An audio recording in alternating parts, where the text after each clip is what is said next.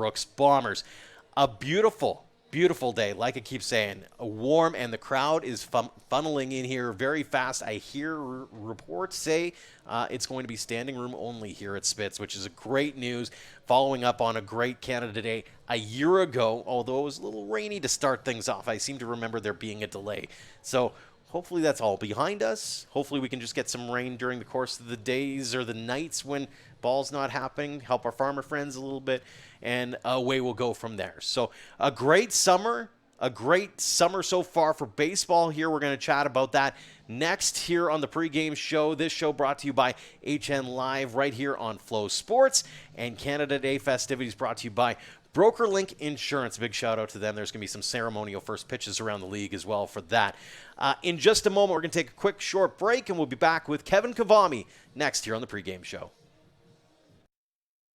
Is your family outgrowing your current space? It might be time to move up, and the Shauna Gruninger Group is here to help you find the perfect fit. With years of experience and a deep knowledge of the Lethbridge market, Shauna makes upgrading easy, stress-free, and exciting. Don't wait. Your dream home and more room to grow is just a call away. Let the Shauna Gruninger Group help you relax with RE/MAX Real Estate. The Shauna Gruninger Group with RE/MAX Real Estate Lethbridge is proud to support the Lethbridge Bulls and baseball in southern Alberta.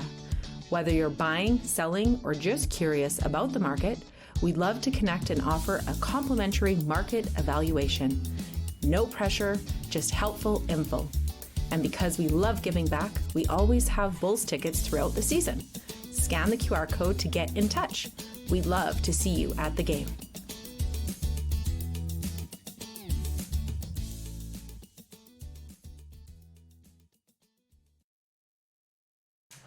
Welcome back to the pregame show here from Spitz Stadium in Lethbridge, as the Lethbridge Bulls are getting ready to face the Weyburn Beavers for the second half. Their twin bill here, and joining us now, as always, we'd like to kick things off with Kevin Kavami of the Western Canadian Baseball League. He's also president of the Under the Light Sports and Entertainment, which happens to be the ownership group of the Lethbridge Bulls. And Kevin, always a pleasure having you. First off, happy Canada Day.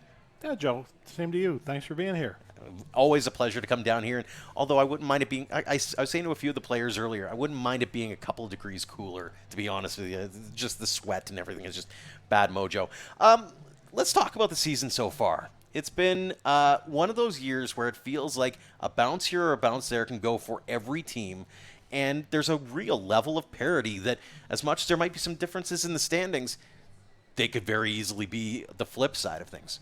Yeah, I think there's a lot more parity in the league this year than we've seen before. Some of the teams at the bottom half of the standings have played very competitively against the top teams this year, and that's great for the league. Fans don't want to see blow-up ball games if they can avoid it, and we don't want to see that in the league as well. So the more parity, the better. It's been a great. It's going to be a race to the finish, and a lot of playoff races coming up. Mm-hmm. Any highlights for you so far? I know the season's only we're at the halfway point, so maybe a look back on the last month and a half or so of action. What's really stood out to you as far as whether it's a specific moment or maybe just an overarching look at what you've seen? Well, I think two things are sticking out. First of all, the Berries run at their ballpark, their next gen patch at Cairns Field is incredible, undefeated so far, and I think that's tribute to their success here in year 2 of their operation as an expansion team last year. So that's exciting. On a frustrating side of it, both for more so for the Energy City Cactus Rats and the league is the delays in that ballpark. It's going to be a tremendous facility when it's done, but just the delays have created some scheduling nightmares, for lack of a better way to put it, and games being played in unusual locations with short notice and things like that. So that's been a bit frustrating. And then I think the launch of the Rural Roots game has to be, overall, a great success for year 1. And, we have some ideas, and including one from yourself, on where year 2 should be. So I think that we're going to take a serious look at making that an annual event. So those are the things so far that kind of are standing out. Not that I have any sway in the matter. I did throw North Battleford out there because I think they've got a great ball facility there. They've got a lot of the bits and pieces that you'd probably want out of a field out there. So anyways, like I said, I have no sway in the matter, but if I had my vote, I did say North Battleford. Staying on the Saskatchewan side for a second, some pretty big news out of league as well recently with the Regina Red Sox. Queen City Sports and Entertainment announcing that they're purchasing. The League Board of Governors has given the unanimous thumbs up to that. What do you think that means in the grand picture of things for the WCBL, but also for the Regina Red Sox? Well, I think it's huge for the city of Regina and baseball in that city. I think that organization will help to take the Red Sox to another level. Beyond what they have been a very successful team in the league for a number of years with championships to show for their efforts and very, I would say a very loyal and dignified member of the league, dating back to when Gary Brotzel and Bernie Eisworth brought the Red Sox to Regina, or got the expansion team in the early 2000s. They've just been awesome to work with for all these years, and I know Gary's staying involved, and that's exciting news. And to the new ownership of the Red Sox, it's going to be it's going to elevate the league again. And every time we can elevate the league, it makes the league better. So hopefully that's going to translate into some other dominoes falling and things like that happening, and keep making the league better and better. Mm-hmm. You wear a multitude of hats here, and so I'm going to have you take the WCBL hat off for a second. You got the Lethbridge Bulls hat on now. Give us your thoughts on your team's production to this point, what you've seen out of them, what you'd like to see out of them as they make a run for a playoff run here. Yeah, I think we've had a hot and cold where we can be very hot some nights, and other nights we've been very cold. And I think that's due to the youth on our team. Lots of young talent on this team, and we're hoping to have them with us for a number of years, and these names will be stars in the coming years. So, I mean, they've given it all they've got. Most nights they're learning that they've got to compete every inning, and they're winning their fair share of games and battling for first place in the West Division. So I'm quite happy with where we're at, and excited about the potential. And obviously, the second half of the season, I've been talking to a few of the guys over the last couple of hours here, and one of the things that I keep saying is that second half of the season is sort of where you see the rubber meet the road. We saw that 2 years ago. Medicine Hat was maybe one of the best teams coming out of the Canada Day weekend. Last year, Moose Jaw was maybe one of the best teams out of the East. What's your sense of it? Is that what it's going to be again this year? Is those hot teams in July are going to be the ones that are going to be making the most noise in August? Yeah, I think there's. Well, I mean, you look at Moose Jaw the last 2 years, they made the final, and I think they were fourth both years, or third or fourth both years. And, then the perennial West teams, Sylvan Lake and Okotoks are right there, and we're right there with them. So I think there's going to be a battle to the finish. And last year, the playoffs were exciting and could have went either way. Like, we had a Game 3 that was a battle to the 13th inning, and that could have went either way, and the Dogs went on to win it. So, I mean, that shows the parity that we talk about, even more so come the playoffs in some of these series. Absolutely. We've got an all-star game coming up, which we're going to be able to catch up with again and chat a little bit more in depth as well. Kevin, really appreciate you taking some time this afternoon, and again, happy Canada Day. Same to you, Joe. Kevin Kavami is league president of the Western Canadian Baseball League. He's also president of Under the Light Sports and Entertainment, which owns, of course, the Lethbridge Bulls. When we come back, more guests here on the pregame show here at Spitz Stadium in Lethbridge.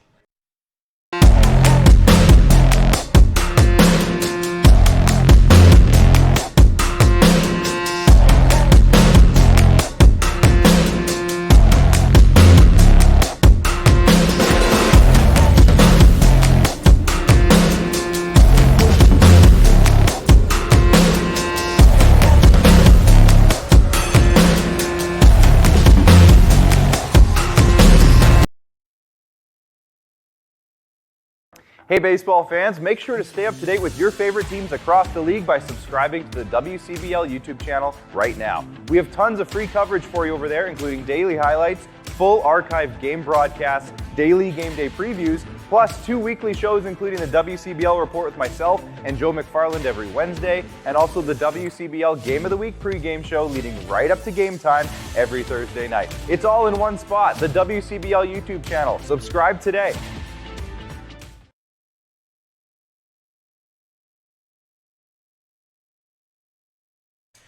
Welcome back to Spitz Stadium here in beautiful Lethbridge, Alberta. Happy Canada Day, one and all, for everybody who's watching.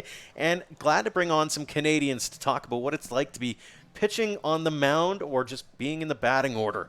Coming up for Canada Day, and Ethan Webster of White Rock, British Columbia, has seen all of Western Canada. You started in BC, you play your college ball at the University of Calgary, and now getting to hold the fort down for the Weyburn Beavers.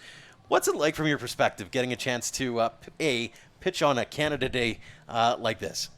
Yeah, we were talking about it a little earlier. It didn't really set in until the anthem today, and you hear all the fans, singing along. We had a really cool scene in Okotoks the other day where there's a speaker issue and all the fans were singing. So today, having that environment, having all our Americans on the team joining in, we got our Canada Cowboy hats going today. It was really cool to see everyone buying in and just people excited to watch baseball today, especially on this holiday, and yeah, it was super fun. I can only imagine. Was there a bit of the feels, like a bit of the goosies as you go up there? I mean, as much as it's a game, you still got to look out and go. You and I were talking about Okotoks as an example, but here it was a great crowd on hand for the afternoon game, getting to see a full barn, and everybody's kind of anticipating every single moment. I mean, every time you go out to the mound, I feel like you got a little bit of nerves going at least. I mean, that's what keeps the competitive spirit going. But yeah, there was a little bit extra today for sure. Just I've had my struggles on Canada Day before, so I really wanted to have a good one. And loud crowd. Our dugout was getting loud today too, just trying to keep us in the game and making every pitch count. You and I were also talking about some of the Canadiana that comes along. Is there one thing, like when you get to see the American guys or maybe some of the international guys, where you're like, that's the one thing that I want to introduce them to? I know guys have been like the all-dressed chips as an example. I think Ryan Dauphiny was actually mentioning the all-dressed chips. Is there one thing that you'd like to introduce the boys to? I mean, my hot take is I'm not a big ketchup chip guy at all. I don't love them. The Americans are always surprised by those. But me and my roommate that I'm living with in Weyburn, we go to Walmart and see the snack aisle, all the Nutella dippers and stuff, never seen. But for me, it's probably the energy drink flavors. I love putting people on. I'm a big caffeine guy now. I'm getting old. So probably some of the like Monster flavors or Rain flavors we have here. Do you have a go-to, like the one that when you get to the 7-Eleven on a long bus trip and you're like, you know what, that's the one I got to have? Is there one flavor? Oh, man, it depends on the day, honestly. Well, I know like blue Gatorade's my favorite thing, yeah. But I know that there depends on the day, I suppose. But I love the Pipeline Punch Monster. I feel like you can't go wrong with any of those punch ones that taste like juice. Yeah. Big on the white gummy bear Rain as well. I think that's probably my other go-to. Things that you never thought you'd ever hear on a baseball broadcast, courtesy of Ethan Webster, so I appreciate that. Talk about the season so far. What's it been like being in the Weyburn Beavers? I know that when you look at the standings, it's one thing, but you've been in some pretty intense, close ball games. Yeah, we were talking about this a little earlier, and I was saying, like, it would be easy to say, like, just be like, oh, we got unlucky, bounce went this way, bounce went that way, we should have won this game, and be easy to look back and, keep reliving those moments over and over. But I think now, like, we're not that far back. We're halfway through the season. You just got to treat it as day one and reset, treat it as a brand new season, wash everything that's happened, and take it game by game, right? Like, win 2, lose 1, you're still in a good spot, and keep doing that throughout the season and just take it game by game. We know we got good starters that are going to give us a chance. We know we got lockdown pen guys, and as long as we string hits together, be smart on the bases, take care of the ball, I think we'll be just fine. Well, it'll start right here, right now, about 15 minutes time. The Weyburn Beavers on the road facing Lethbridge Bulls in the back end of this double dip here at Spitz Stadium. Ethan Webster, always a pleasure. Happy Canada Day. Thank you so much. I appreciate it. Fantastic stuff. When we come back, more guests here on the pregame show here from Lethbridge. The live sports experience is changing. Teams and facilities are under pressure to provide online and in-venue entertainment. IKS Live has the right team to deliver. We provide service across North America and produce the best fan experience, in the seats or streaming to you.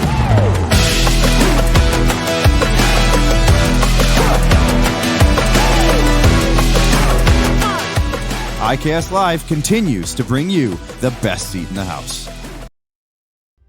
For more than 40 years, we've been there, helping Canadians find the extra space they need to grow and to create new memories. Sentinel Storage. Buy Canadian, store Canadian. Welcome back to Spitz Stadium in Lethbridge, Alberta. Happy Canada Day, one and all, as we continue our musical chairs. People coming in and out all the time. Ethan Webster, thanks for joining us. Kevin Kavami as well. And now, the head coach of your Lethbridge Bulls, it is Ryan McDonald. And Ryan, first off, when you're drawing up that roster for the first game, what's it like to be able to go Canadian, Canadian, Canadian? That's got to be pretty cool.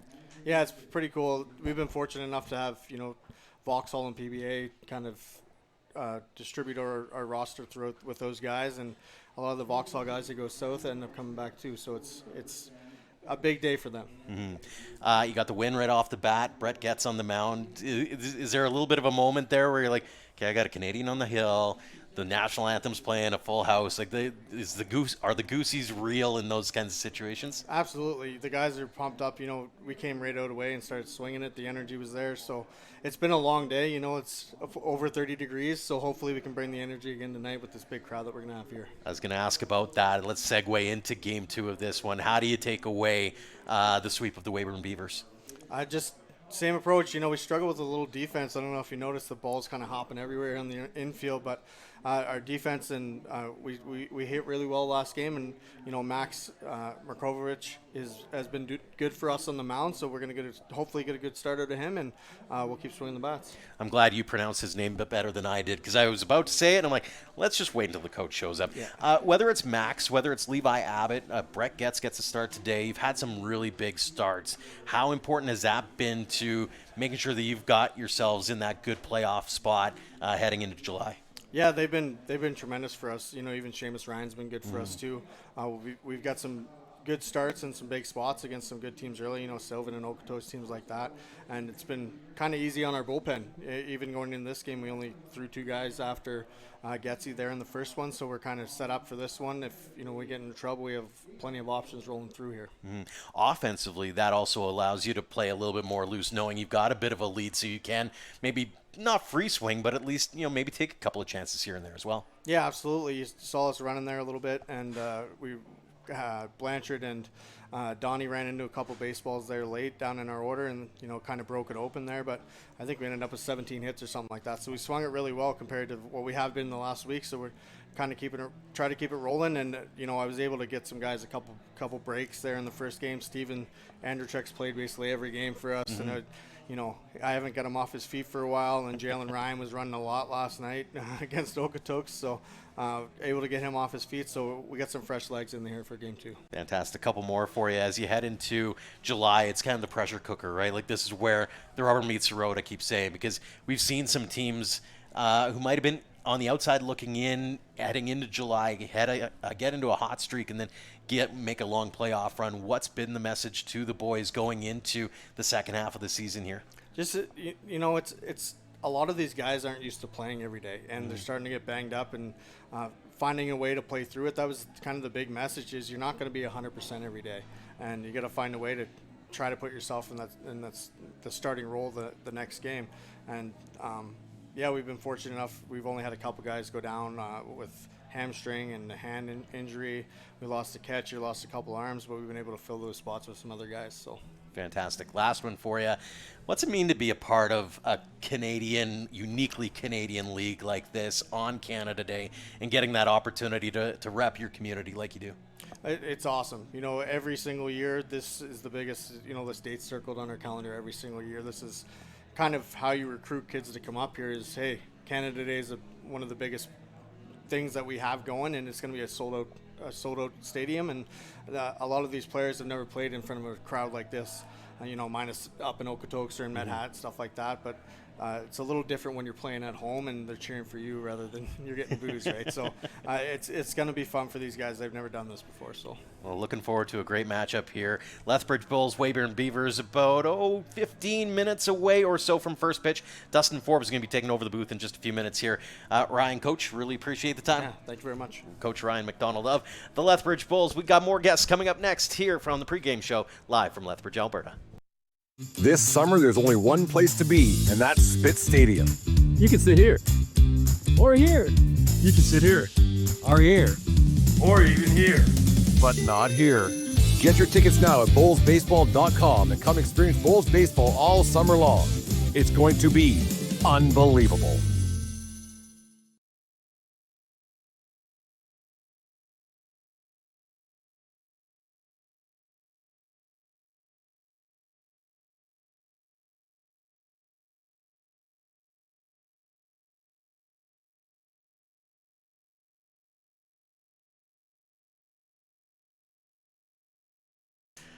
Back live in Lethbridge, Alberta. Spit Stadium is the place as we celebrate Canada Day. Happy 158th Canada. And another great guest joining us here. Cam Williams is head coach of the Weyburn Beavers. And Cam, when you're drawing that lineup up and you see Canada as the hometown, how cool is that? It's really cool, obviously, being Canadian myself, and it's the day that, around the league and just in general in baseball that's celebrated, and it's always a lot of fun on Canada Day for sure.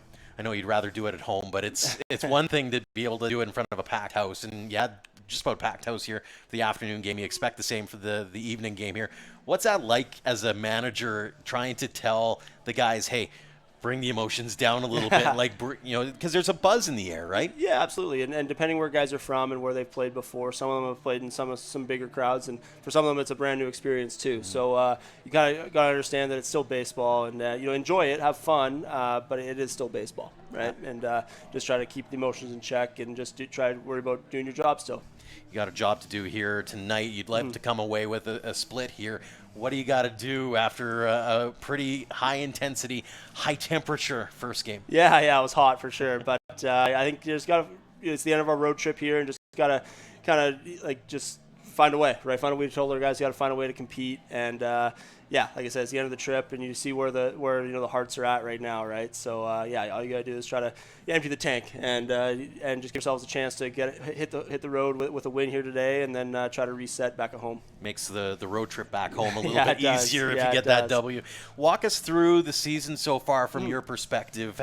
What would you like to work on, especially as you head into the second half here? Yeah, so we started out the season swinging really well, and we ran into some defensive miscues, and we just kind of lost the close games and then blew teams out. But the last week's been a bit of a struggle. Just obviously road trip and I think we just got to get back to keeping things really simple, right? And not trying to do more than what we can do, and just things like try to get on, get the next guy over, do a job, right? And I think just the teams that do that consistently, regardless of score, regardless of inning, tend to end up having really good seasons. So I think when we were going well, we're not worried about trying to hit the 3-run home run. We're worried about getting the next guy up, right? Mm-hmm. And I think that's something that we got to get back to a little bit more. Is that going to be something of a message, especially in the second half? We all know that the second half kind of lets the rubber meet the road to a certain extent. Do you want the guys to make sure, hey, we can get into this, and all we need to do is get into the dance, and then it's anybody's game, as Moose Jaw showed last year? Yeah, exactly. And we're an old team too. We got a lot of seniors, so we just got to get ourselves in. I think we have a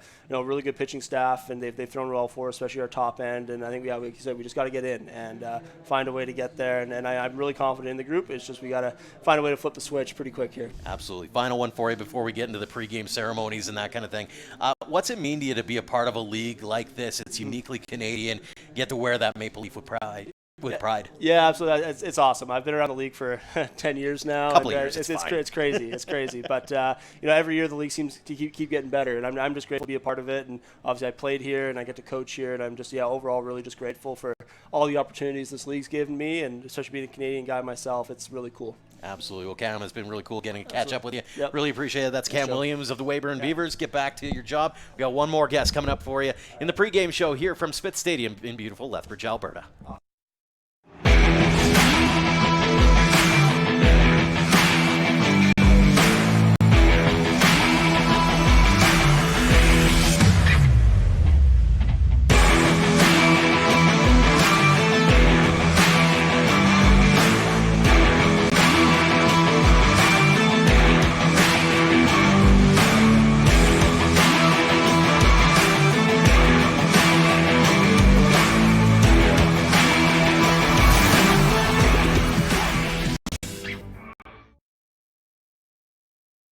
One more guest here on the pregame show at Spit Stadium here in Lethbridge, Alberta. as we celebrate Canada Day. Happy 158th, according to the math, to this beautiful nation.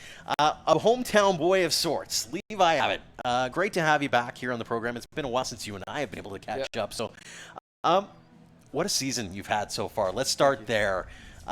What's it like from your perspective going out on the bump every night and tossing the way you have? I mean, honestly, it's been a lot of fun. I've just tried to have fun this summer.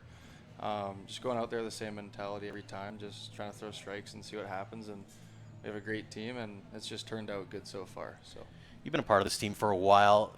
Is there something different that you feel with this squad in particular that makes you go, hey, we've got the potential to make some noise come August? Yeah, we have a lot of talent, and it's a lot of young talent. I remember talking to a couple guys last game, like Okotoks is also a talented team, and they have a lot of guys my age, and I feel like I'm one of the only guys, one of a couple or two or three guys that are, my age. So we got young talent and guys that can play, a lot of athleticism, and yeah, I think we can be loud for sure. Talk us through what it's like getting up on the base path on Canada Day and you see in the crowd, everybody's decked out in red and white. As a Canadian kid, that's got to be something else.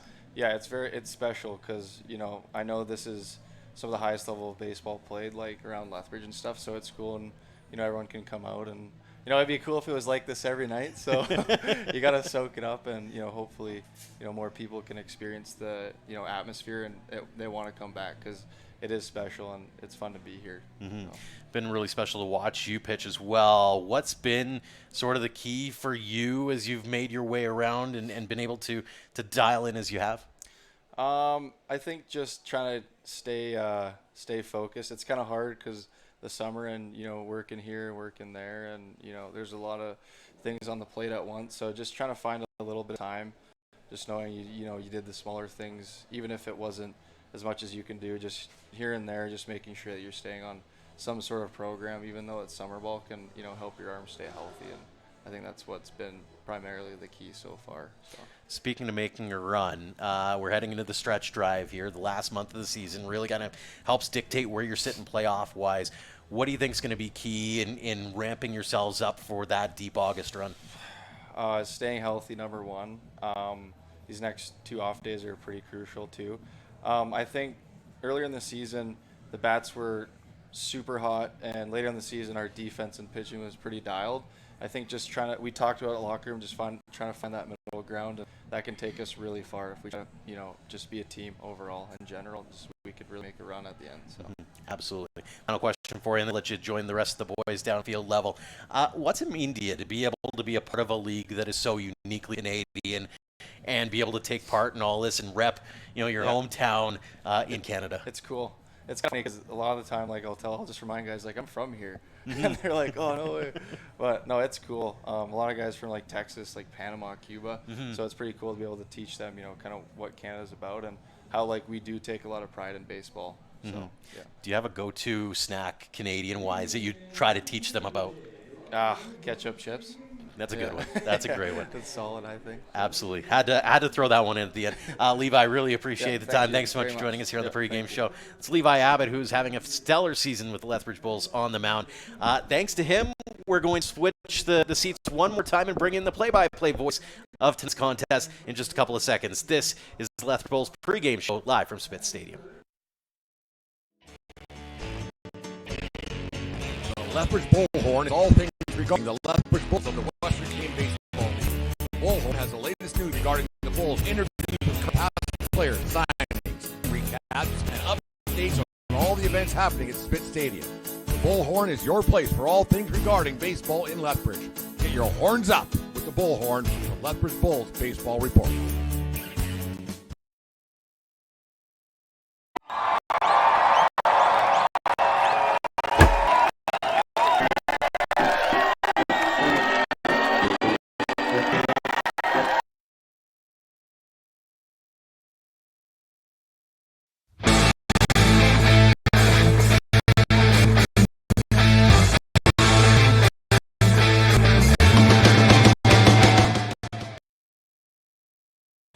Welcome back to Spitz Stadium here in beautiful Lethbridge, Alberta. Too beautiful for myself and for Dustin Forbes. Sitting there fanning himself. It's a little warm in the broadcast booth on a beautiful Tuesday afternoon. It is absolutely gorgeous. I get this during the season, right? That's fair. That is fair. The burn and the wicked panic I got going from yesterday. Yeah, unbelievable weather, unbelievable day, and it should be a great crowd, and I'm excited for the game tonight. By the way, Dustin Forbes, you may know him as the voice of the Lethbridge Hurricanes. Of course, he comes in and does some spot work. He comes in for relief work or starter work. I'm not sure. I consider you like a starter. I'm like a 1B guy. Okay. Hockey, that's right? fair. You got your starter goalie, and then you feel like you got a good 1B, a platoon guy. Yeah. So we saw the opener of this one. The Lethbridge Bulls away with it in the end. It was pretty close. 9-5 at one point. Put up spot, and then the later innings. What expect this one for the half of this game? I overhearing you talking coaches and Ryan McDonald perfectly on it was we'll see how much they have. Yeah. You're talking about the Heat and talking to Carter Hout for the game today. After the first game that it was hot. Mm-hmm. So see what energy levels they have for the second game. It'll cool down as the night goes, which will be a benefit. But I'm sure the adrenaline will kick in probably now. And with a full crowd, I was told this is the most tickets they've sold for a Bulls game. So the energy will be there, be it artificially or not. Yeah, absolutely. And just kind of going to peek out. And yeah, it's a packed house. There's a standing room over here in Lethbridge. Going to be probably the theme for Canada across the league. I've the forecast looking pretty nice. There's been some great crowds already. From what you've seen out of this Lethbridge Bulls team so far, what do you like about them? What strikes you the most? Well, I think I like their pitching staff. I mean, you just talked to Levi Abbott, and the season that he's having has been nothing short of spectacular to this point. And not a good compliment to him. If you want to anoint him as your number one guy, your opening day starter, if you will. So I like their staff. I like their pen. They've got rebel arms. Of late, it's been a little bit inconsistent defensively. Some unforced errors that have cost runs, especially against Okotoks, and they're really starting to feel it. I think they've scored something like 70 runs over their last 7 games or something like that. So they're starting to feel it, but this is a good ball team, as you saw in the first game, so hopefully it carries over to the second game tonight in front of a full house. Absolutely. And the Weyburn Beavers never one to sleep on either. They're one of those scrappy teams that'll take you by surprise once in a while. As much as 13-5 in their record shows, they're a team that they will nickel and dime you until you lose, so you can't take them for granted at all either. You have to be alert, and you have to be ready to play small ball if you have to. I know you're talking to the Beavers head coach, and he said, you know what, we just have to, one batter at a time, chip away at it. Don't be so focused about the 3-run home run and just get a base hit and go from there. So I think from Weyburn's perspective, they'll look to try and end this road trip, which hasn't gone very well for them. They've given up double digits in 4 straight games. They've given up a lot of runs on this West Division trip. So they're going to be to take the crowd out of it, I would say, and hope to home as spoilers Canada. How much trying to avoid some eager Beavers? The eager, yes, they will be eager. I had to. It's awful. Final question for you, and then I'm going to hand the microphone over to the official play-by-play crew here. I've asked the players and the coaches this, and so you've kind of known what's coming. Yeah.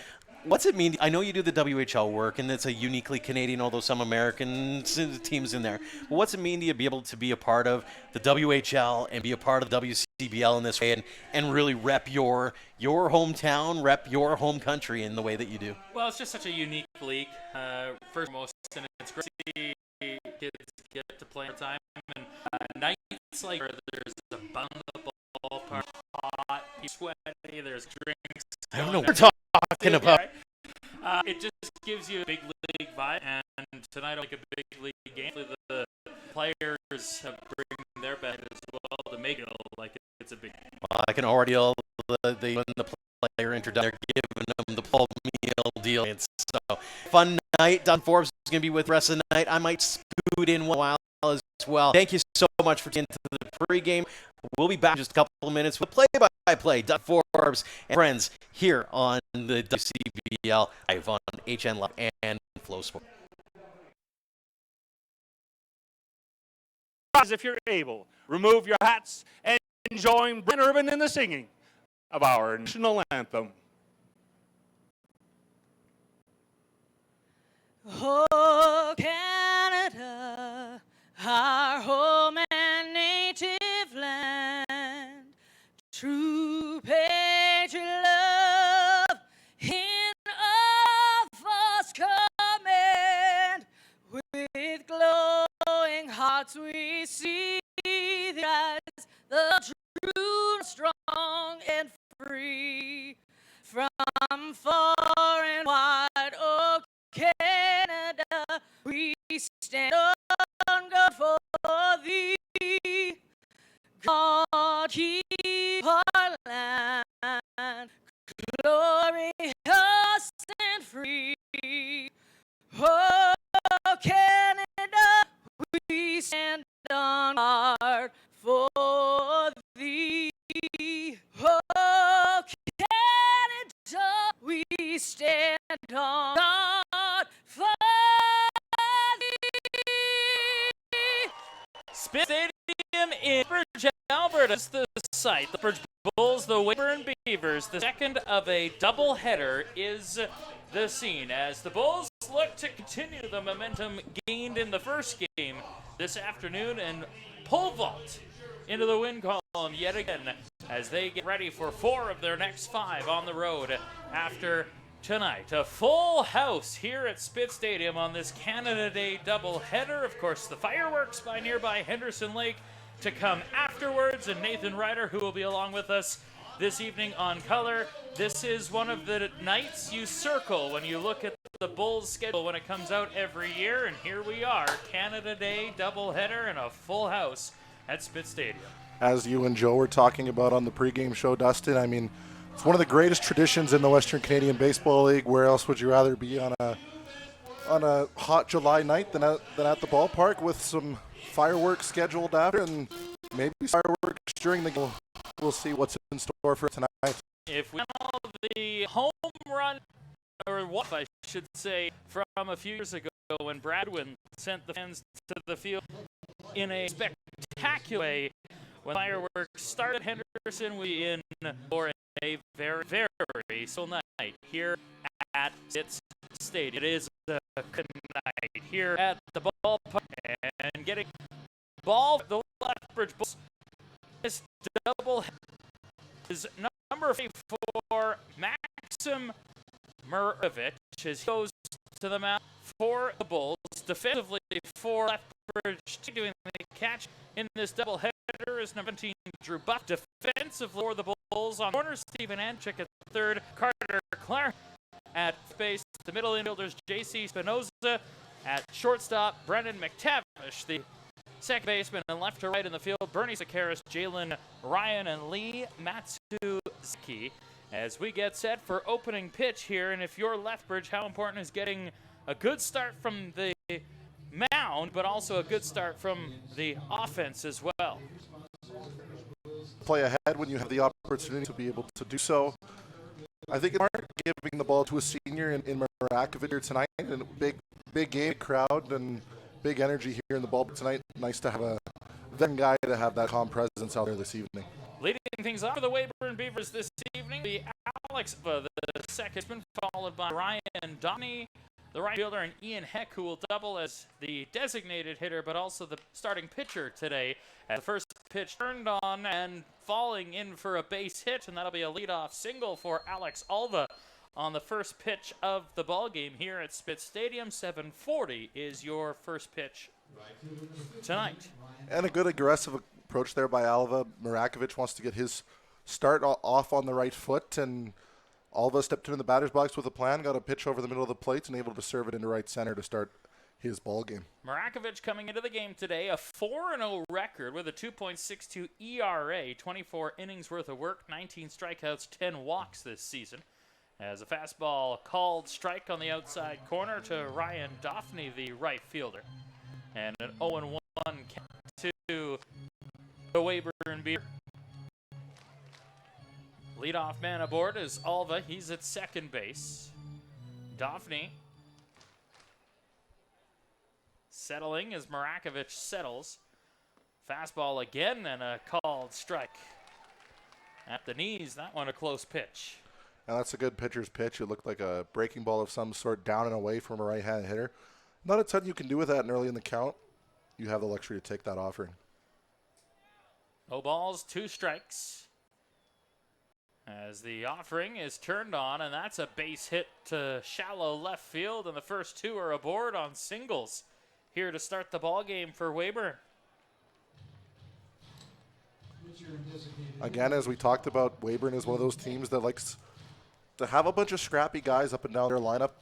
Not a team that will typically hit 4, 5, 6 home runs in a ball game, but able to get a couple singles here early to start the ball game for themselves and set up the disorder in position. So a single to center, a single to left, and on at the plate is Ian Heck, the designated hitter, and he swings at a first pitch strike. And an 0-1 count to the designated hitter. He'll also be tasked with the start for Weyburn on the mound this evening. Marakovic readies and follow through there on a check swing. 0-2 to Ian Heck.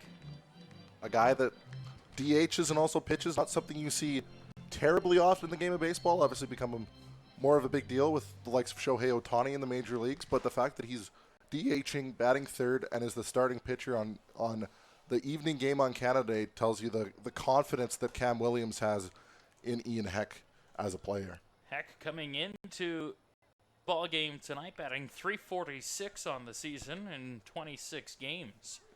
107 at-bats, has 27 RBI this season, which matches his season total from last year when he had 3 home runs and 27 ribbies.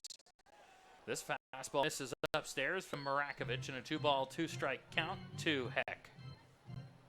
With runners at first and second, none away here in the top of the first inning.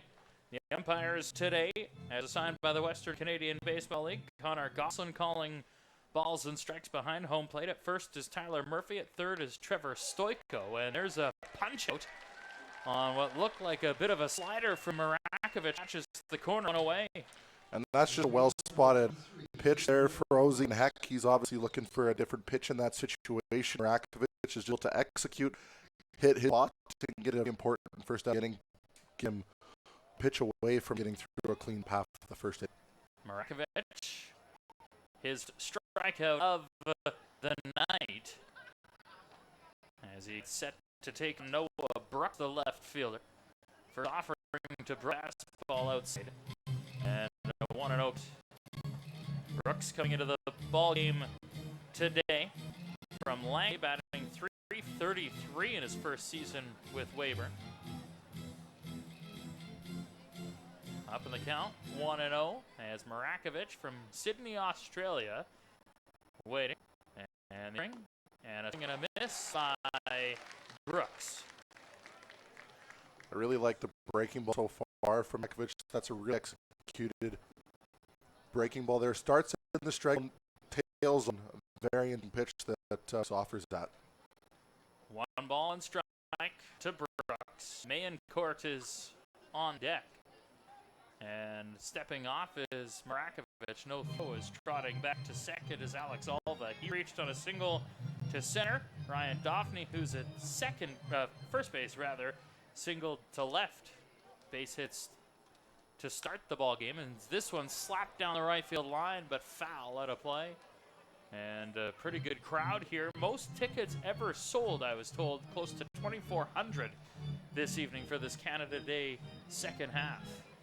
And just tremendous when you can get a full venue in any sport, whether that be baseball here in the Western Canadian Baseball League, at a hockey rink in the WCBL, any sport for university or high school. It just always adds so much more of an atmosphere to the game and makes it that much more enjoyable as a player.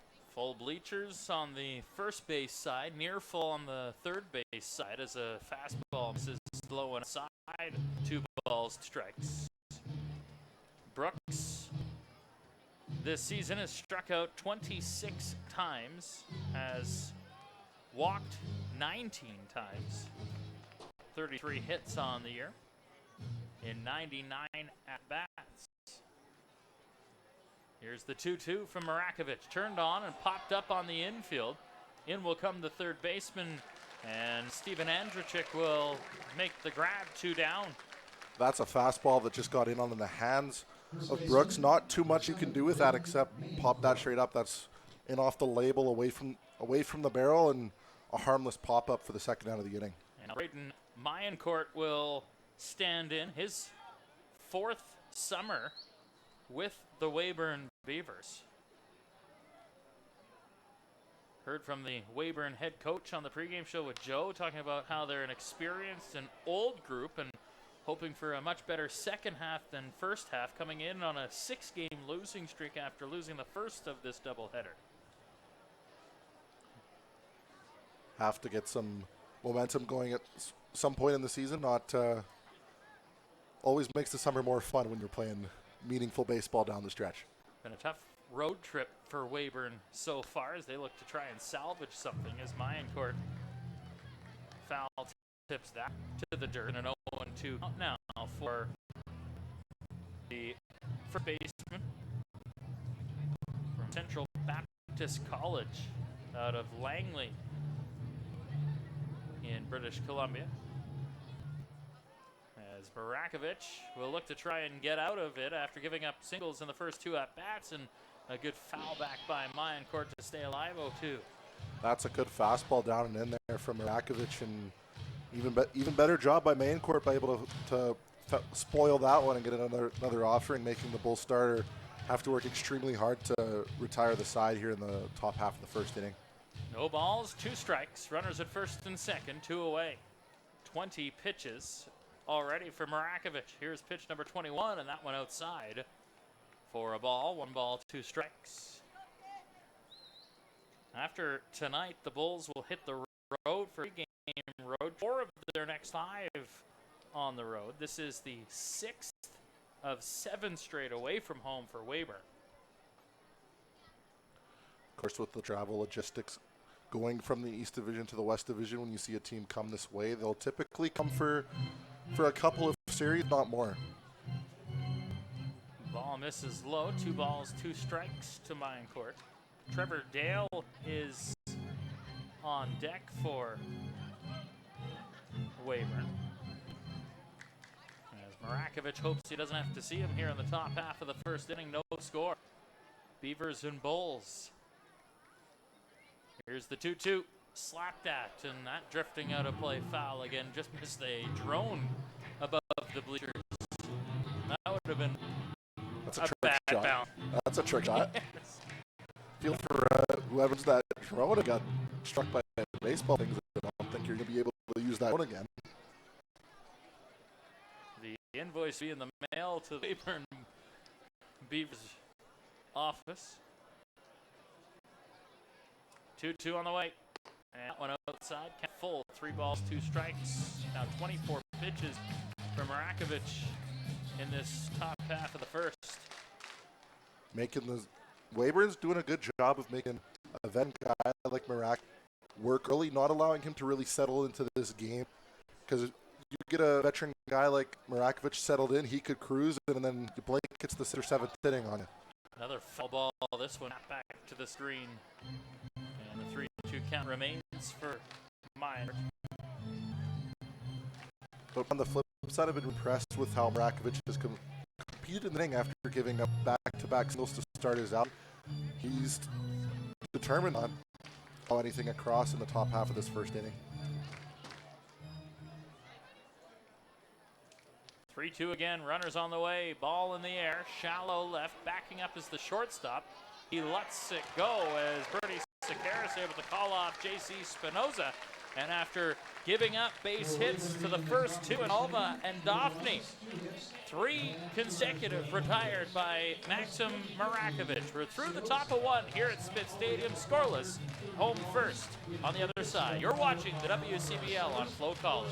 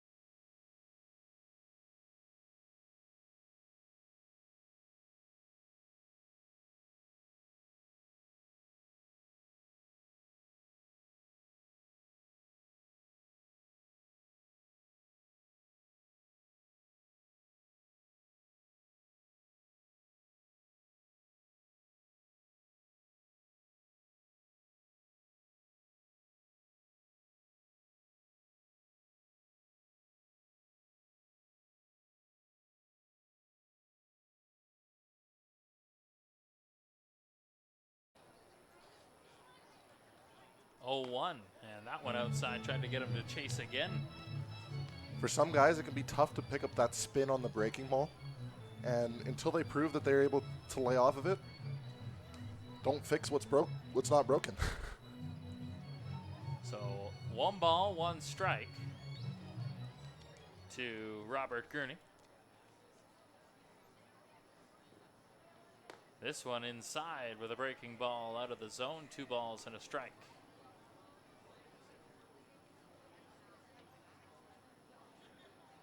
Marakovich, 42 pitches already in this ball game as he wipes some sweat off of the bridge of his nose.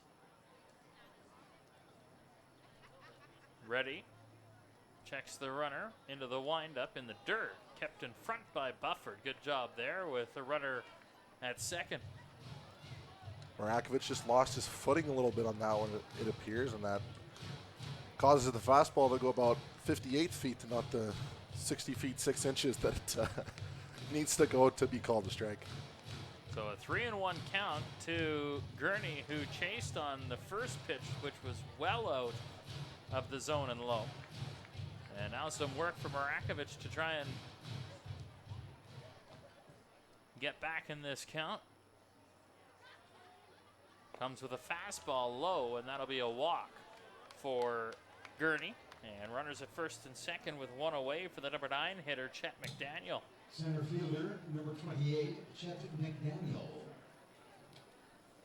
And so we'll see how Marakovich can work out of the stretch again. He did a good job with runners at first and second, holding them there in the first. Hasn't exactly been the easiest outing so far, but still nothing across on the score sheet. Fastball for a strike, 0-1.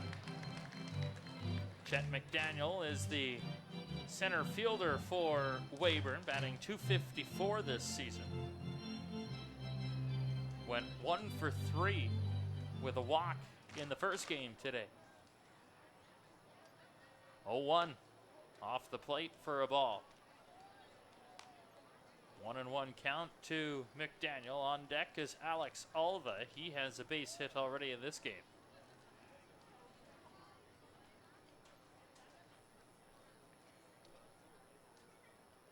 Marakovich readies.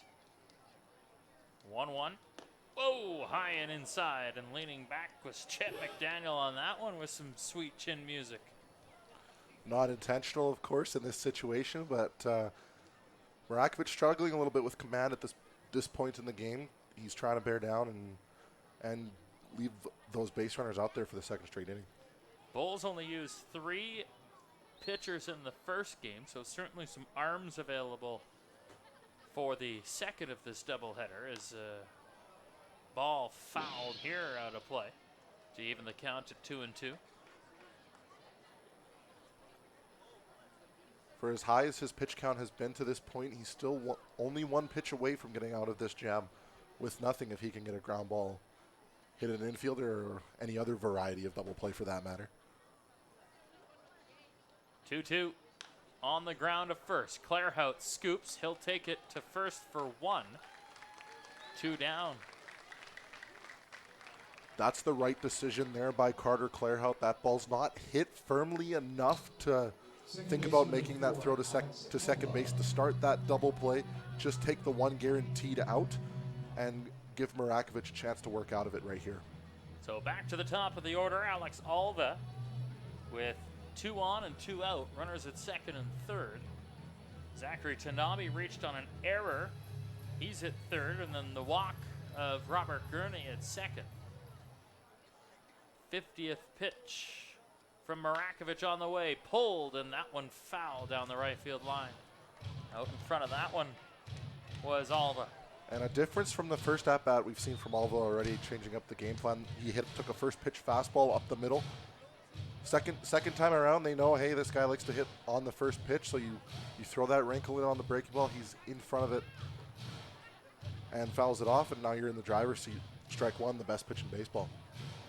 Alva, you mentioned it, singled on the first pitch of the ball game to center to lead things off back in the top of the first as he takes this one inside for a ball, and he went around on the swing as ruled by Trevor Stoyko, the third base umpire, on appeal.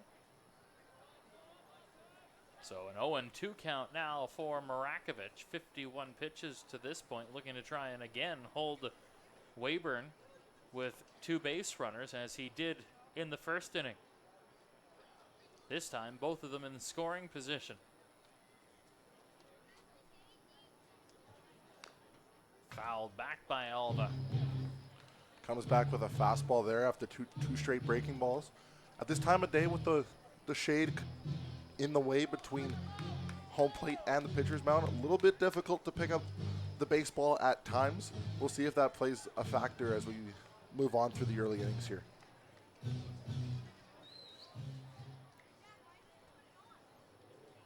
Oh-2 for Alva. Marakovic into the windup. This one high and outside. 1 ball, 2 strikes. You mentioned the shade between home plate and the pitcher's mound. Feels like every 4 or 5 minutes it inches its way closer to have the mound also in the shade. And that will make a difference for hitters. It's just a matter of the difference in when the pitcher's in the sun, when the hitter's in the shade. That's always a difficult time of day for a hitter. Depth of field. Here's the 1-2 breaking ball missed upstairs to even the count, 2-2. And the one thing as a hitter you're trying to see is spin. And it makes it difficult when the ball crosses into the shade to be able to pick up that spin to decide, is this a breaking ball, is this a fastball, is this a splitter, to decide what your swing decision will be, given you only have so much time to make that call as a hitter. So 2 balls, 2 strikes. Great work by Alva to get back even in the count. 2-2, fastball on the ground and a 1-hopper over the head of McTavish. 1 run scores. In will come the second, and a 2-run single for Alva opens the scoring, and Weyburn has a 2-0 lead as Alva gets to second on a throwing error. Little bit of a bad break for the Bulls on this one. That ball was hit hard by Alva, but it took I believe that ball hit the lip between the dirt and the grass and is able to skip over the head of Brendan McTavish. Nothing the Bulls' second baseman can really do on that one. He almost came down with that and made a tremendous play, but it sneaks into the outfield to score 2 runs for Weyburn and gives the visitors the early edge here. Heard Ryan McDonald on the pregame show with Joe McFarland tonight talking about the infield being a little bit bouncy, some balls that were maybe juggled or harder to control in the first game than what they normally would see. And you talk about it hitting the lip there. Tough play for McTavish as that goes down as a hit. And that's something that you've seen here at Spitz Stadium over the years, so much so that they've even gotten a nickname.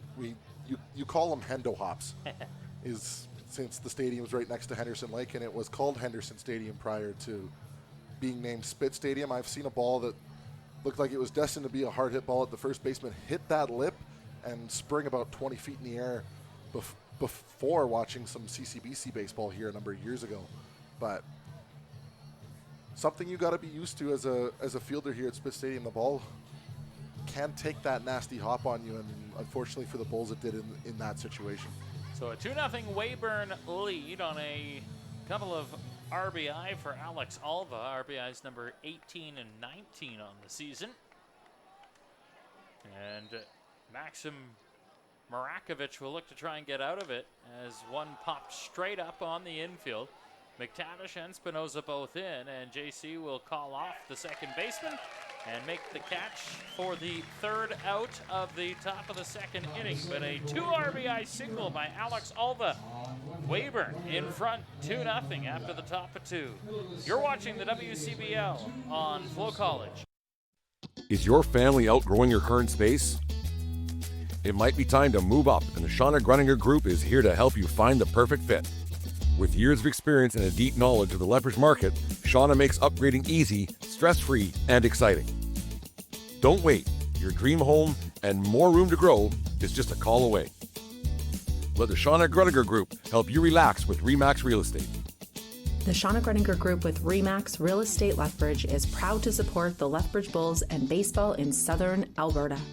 Whether you're buying, selling, or just curious about the market, we'd love to connect and offer a complimentary market evaluation. No pressure, just helpful info. And because we love giving back, we always have Bulls tickets throughout the season. Scan the QR code to get in touch. We'd love to see you at the game.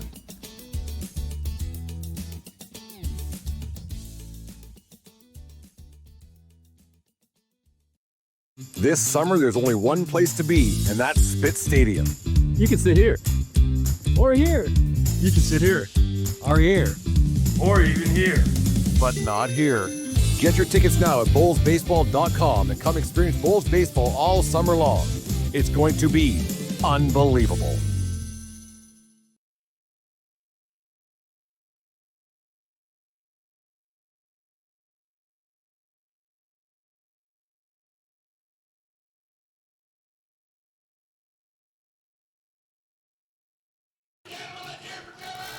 Two 2-0 lead for the Weyburn Beavers as we get set for the bottom of the second inning, and leading things off for the Lethbridge Bulls will be Steven Andricic.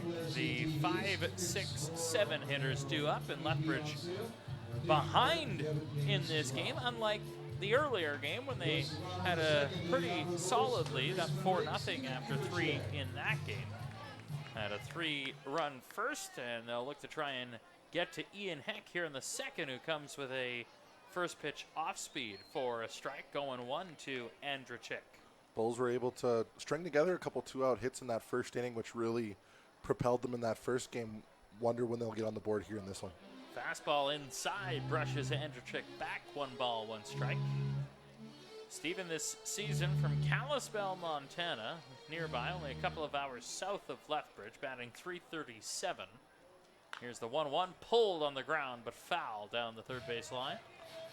Just slightly in front of it. Kalispell plays on the same American Legion conference as Lethbridge here. The Lakers program, always competitive in the state of Montana. A lot of programs always competitive with Kalispell. This one on the ground and snared by the first baseman. The throw in time to Ian Heck, the catcher. What a play by the first baseman, Braden Mayencourt, to steal a hit.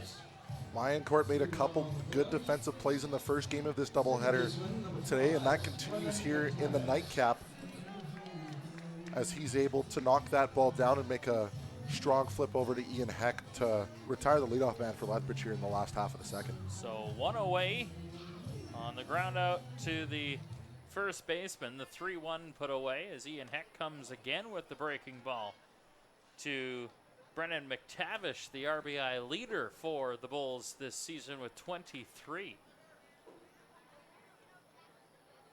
1-0 on the fly, and a looper into left. That'll fall for a base hit as McTavish aboard with a 1-out single.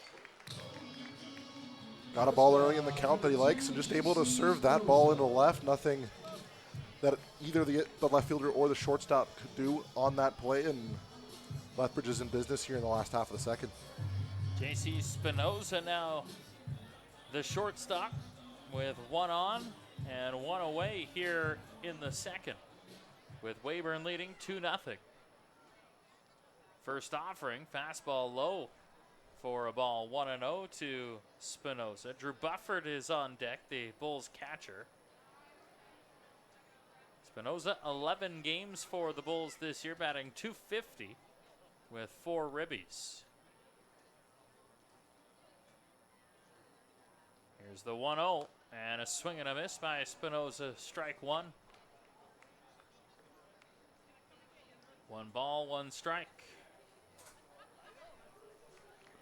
Lethbridge looking to answer here in the bottom of the second after Weyburn was able to break through on the score column first. Here's the 1-1, and that one a check swing on a fastball upstairs. 2 balls and a strike. Ian Heck, good stuff in the early going of this game. Gave up 1 single in the first, but only faced the 4 batters. Here's the 2-1. Swing and a miss, strike 2 on a foul tip. 2 balls, 2 strikes. Row 5, somebody is in medical difficulty. If there's an EMT or somebody present, if you can help us out, please. There's a 2-2 count for Ian Heck. Spinoza is on deck. They're going to check the runner.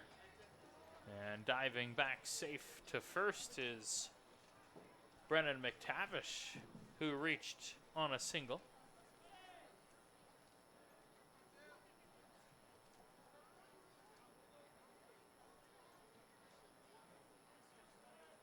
Two, runner on the way, ball in the air, drifting to right.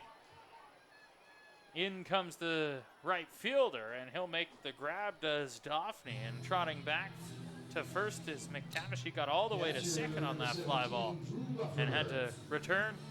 Took Brennan a second to figure out that that ball was hit in the air as you saw him arrive at second base, and then he looked around and picked up where the baseball was, picked up his third base coach there, Ryan McDonald, able to communicate the message to hustle back to first base to avoid the double play. Would have been an inning-ending double play had he not got back in time. There was no throw, though, from Daphne. Here's the first offering to Drew Bufford as he swings and misses 0-1. The Bulls catcher, 185 average this season.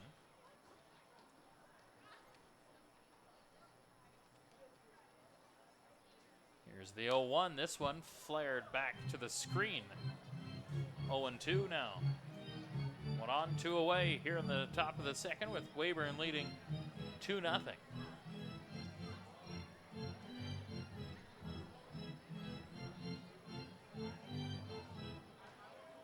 Bufford does have a home run this season. As they go to first and they get the pickoff as McTavish a little eager at first, couldn't get back in time, so Bufford will start the third inning. But after 2 complete here at Spitz Stadium, it is the Weyburn Beavers 2 and the Lethbridge Bulls no score. You're watching the WCBL on FloCollege.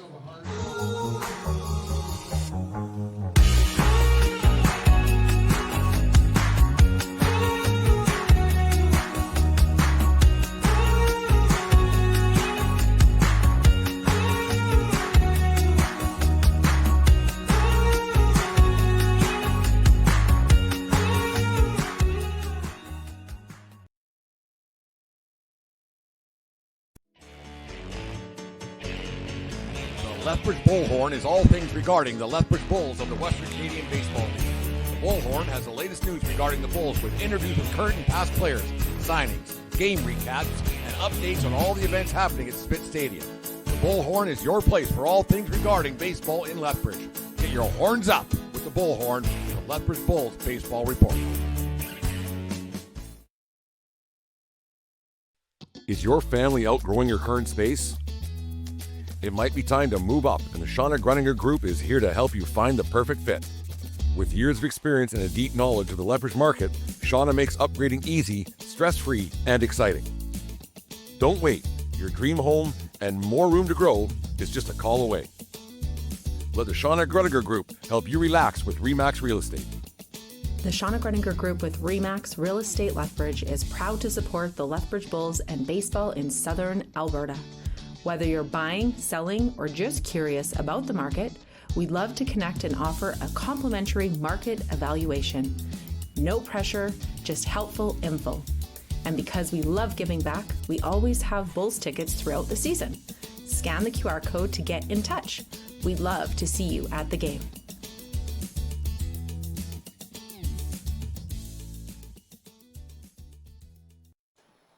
Maxim Marakovich out for the third. In a 2-0 lead for the Weyburn Beavers, Dustin Forbes, Nathan Ryder with you. Our producer tonight is Clayton Yates, and of course Joe McFarland on the pregame show with a bunch of guests.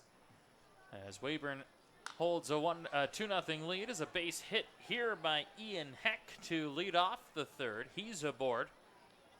And Weyburn in business again here in the third inning.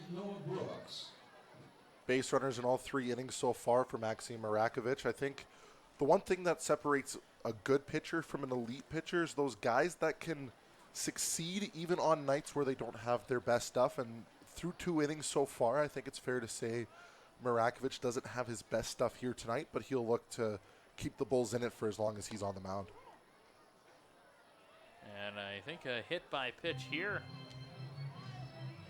will send the first two to the mound. To the bags, I should say. First baseman, number 7. And so runners at first and second in the third.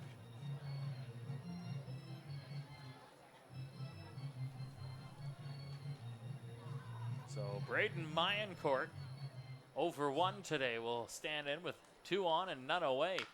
Pulls one on the ground. McTavish knocks it down to second for 1, back to first, and Clairhout couldn't scoop it. So they get the runner at second. As J.C. Spinoza took a hard slide from Noah Brooks, and he's laboring a little bit after that. Third baseman, number 6. And I recall a game we did recently here, Forbesy, where Spinoza left the game due to an injury. You hope that that slide there doesn't re-aggravate that caused JC to leave that game earlier this season. Gord Watt, the athletic therapist, longtime athletic therapist of the Lethbridge Bulls, among other sports and teams in town, had a quick conversation with the Bulls shortstop, but Spinoza appears to be all right, as 1 away with runners on the corners for Trevor Dale.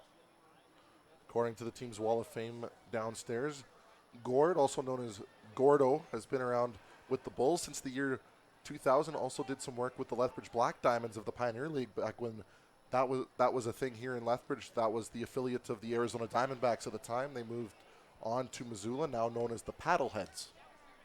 Great name. First offering is a ball for Trevor Dale. Gordo, originally from Brandon, Manitoba, and moved to Alberta and never left. And speaking of Brandon, his son Jens played volleyball for the Brandon University Bobcats. So here's a ground ball to third. Good stab and a throw to second over top of McTavish. A run will score. Runner to third as well. And it's a 3-0 Weyburn lead as Ian Heck comes in from third on the throwing error for Steven Andrzejczyk. And we talked about a couple of nights ago, Nathan, about unforced errors costing the Bulls runs, and we see another one there. In that situation, you just need to guarantee 1 out. Sure, the double play would be tremendous in that situation, but just guaranteeing 1 out can severely help minimize the damage for your club in any given situation. So still 1 away with runners on the corners, and this one flared back to the screen. They ruled it out at the scoreboard as an E4. That was a tough throw from the third baseman, Andrzejczyk. Regardless, an error costs a run. Fastball for a strike to Tanabe, and an 0-2 count to the Weyburn shortstop. Reached on an error and scored last inning. At this point, you just need to limit the damage and keep your team in it if you're Marakovic. 3-0 Weyburn. Lethbridge had a 3-0 lead in the first game as this one flared to right. That'll be a base hit for a run as in comes Mayencourt, and it's 4-0 for Weyburn here in the third inning. That's an 0-2 breaking ball that you're looking to get out of the strike zone. Unfortunately, that ball catches too much of the plate, and Tanabe is able to serve it into right field for that RBI single for Weyburn's 4th run of the game. And now some movement toward the bullpen for Lethbridge as the crew heads its way out to left field for the Bulls. 63 pitches for Marakovic. Runners at first and second, still 1 away here in the third, and a 4-0 Weyburn advantage. 2 runs in the second, 2 runs in the third. Fastball misses just to Robert Gurney, and 1-0 to him. Gurney reached on a walk and scored last inning.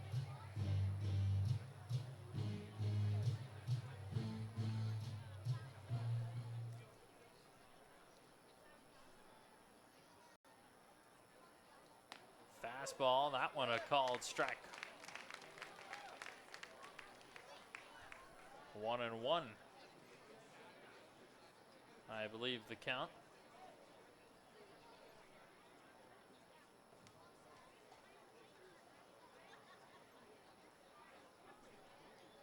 Dale is at second, Tanabe at first for Weyburn.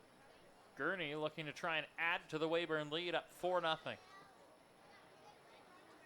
Marakovic, breaking ball, didn't break enough, and that misses the outside corner.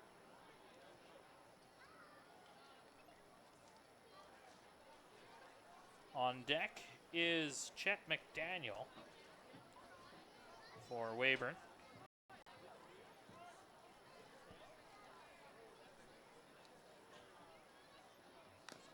Swing and a miss and a foul tip.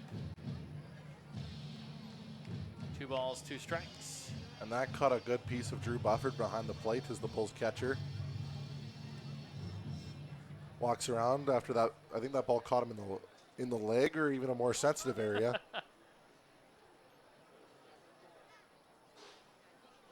Just based off where his hand was, it might have been a more sensitive area, but Thank goodness for protective equipment is all I'll say. not the most delightful place to get hit by a baseball. Nope. Far from it. Let alone anything else. 2 balls, 2 strikes to Robert Gurney. 2 runs have scored, 1 away. Runners at first and second. Couple more hits for Weyburn, up to 5 in the game. Lethbridge just has 2 hits. Swing and a miss. Strike 3, 2 down. It's a much-needed strikeout for Marakovic on the mound. Puts you 1 out away from limiting the damage here in the top half of the third. Already 2 runs across for the Beavers, but with the number 9 man at the plate, you can prevent the top of the order from coming up for Weyburn. Strikeout number 3 on the night for Marakovic.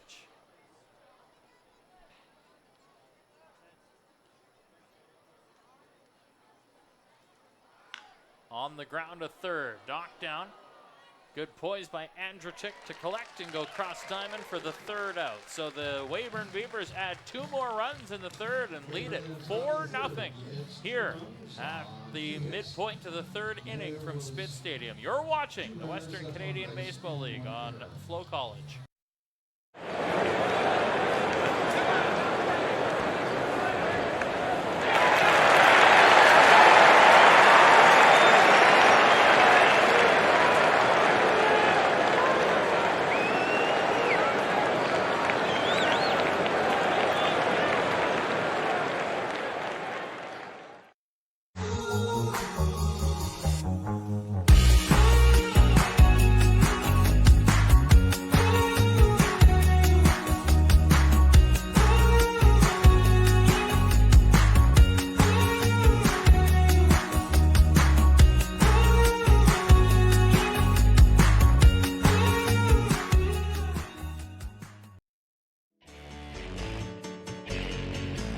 Lethbridge Bullhorn is all things regarding the Lethbridge Bulls of the Western Canadian Baseball League. The Bullhorn has the latest news regarding the Bulls with interviews with current and past players, signings, game recaps, and updates on all the events happening at Spitz Stadium. The Bullhorn is your place for all things regarding baseball in Lethbridge. Get your horns up with the Bullhorn, the Lethbridge Bulls Baseball Report.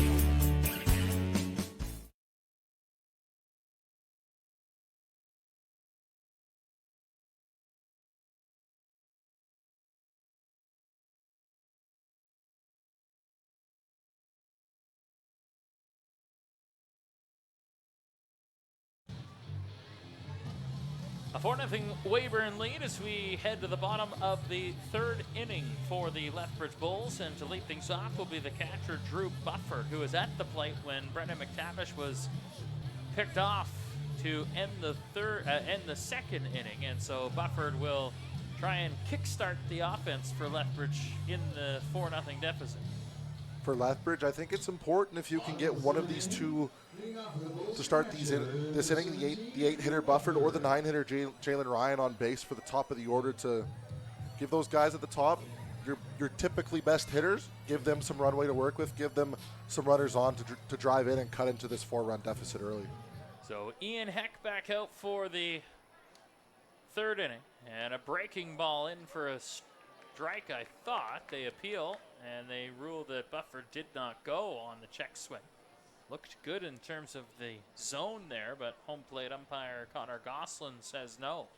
Breaking ball was so good it fooled the umpire as well. This one, fastball foul back to the screen, 1-1. That's the thing that happens sometimes. Sometimes that breaking ball buckles the hitter, but it also buckles the men in blue behind the plate. 1 ball, 1 strike. I can honestly say maybe the hardest job in sports would be a home plate umpire. Especially at the major league level, when you have guys throwing 98 with 10 inches of run on their two-seam fastballs throwing. It's incredible that those guys are as accurate as they are. 2-1 from Heck is fouled back by Bufford. Drew this season splitting duties with Ben Simmons, batting 185. Just going back onto the points of home plate umpires, you've seen it on Sunday Night Baseball in the past where they have like that GoPro camera on the home plate umpire, and you can see from their point of view when these guys are throwing these wicked sweepers and stuff that you see at the major league level, and it's just incredible that the human body can throw a ball that hard on a regular basis, and also for the umpires to have the eyesight to make the proper call, because if you blink, you miss it. Here's a 3-2, and that one misses for a walk to Bufford. So a leadoff walk here in the bottom of the third, and the Bulls have just their third base runner of the ball game. And Jalen Ryan will come to the plate. He has hits in 5 straight games. And home runs in 2 of his last 7. Of course, part of the shutout defeat last night, so it didn't hit a home run, of course, a night ago, but had one back on June 28th against Brooks in a 6-1 win. First pitch for a ball. Ryan, the center fielder. That's a called strike, 1-1.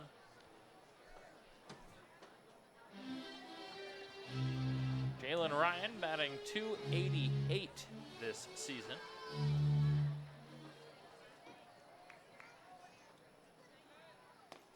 This one off the plate. And a 2-1 count to the number 9 hitter. Sakaris is on deck, followed by Lee-Matt Sasaki in the hole. 4-0 Weyburn lead on 2 runs in the second and 2 more in the top half of this third inning. Here's the 2-1. And that one misses from Heck, who in the third maybe struggling with command a little bit early.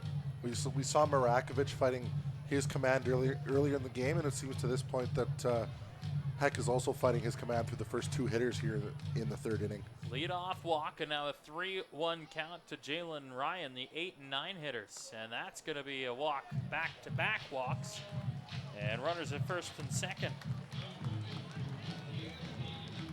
And that'll draw a visit to the mound as Beavers head coach Cam Williams is going to pop out of the first base dugout to go talk to his starter with the top of the order up for Lethbridge. 3 dangerous hitters in a row, and Bernie Sakaris, Lee Matsuzaki, and Carter Clairhout.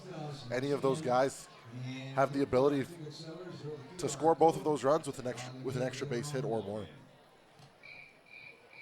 Seems like a inspired Cam Williams conversation as he makes his way back to the Weyburn dugout, sees his team in a favorable position in the final of this 6-game West Division road trip, and wants to make sure that they don't let Lethbridge get some life in front of this sold-out ballpark. As the top of the order, Bernie Sakaris, comes to the plate with 2 on and none away. Back-to-back walks for the Bulls. Not the ideal situation for Ian Heck to walk the first 2 men of the inning, but that's the hand of cards the Weyburn starter has been dealt, and he'll look to limit the damage again for Weyburn here. And you never want to give runs back after your team scores some. It's always nice to put that 0 up immediately after, and that's what Heck is going to be looking for right here. First pitch was a strike.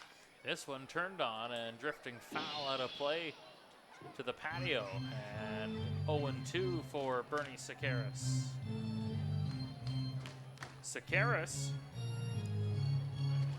was 3 for 5 against Weyburn in the first game. A couple of runs scored and a strikeout. Had his lengthy RBI streak snapped yesterday in the shutout loss to Okotoks, as he takes this one inside for a ball 1-2. It's a back foot breaking ball there from Heck, looking to get that left-handed hitter to swing over top of it, but good plate discipline by Sakaris to let that one go. Sakaris had a 5-game RBI streak snapped in that loss to the Dogs a night ago. Here's the 1-2, and that one outside to even the count. 2 balls, 2 strikes. None away. Runners at first and second for Lethbridge here in the bottom of the 3rd inning.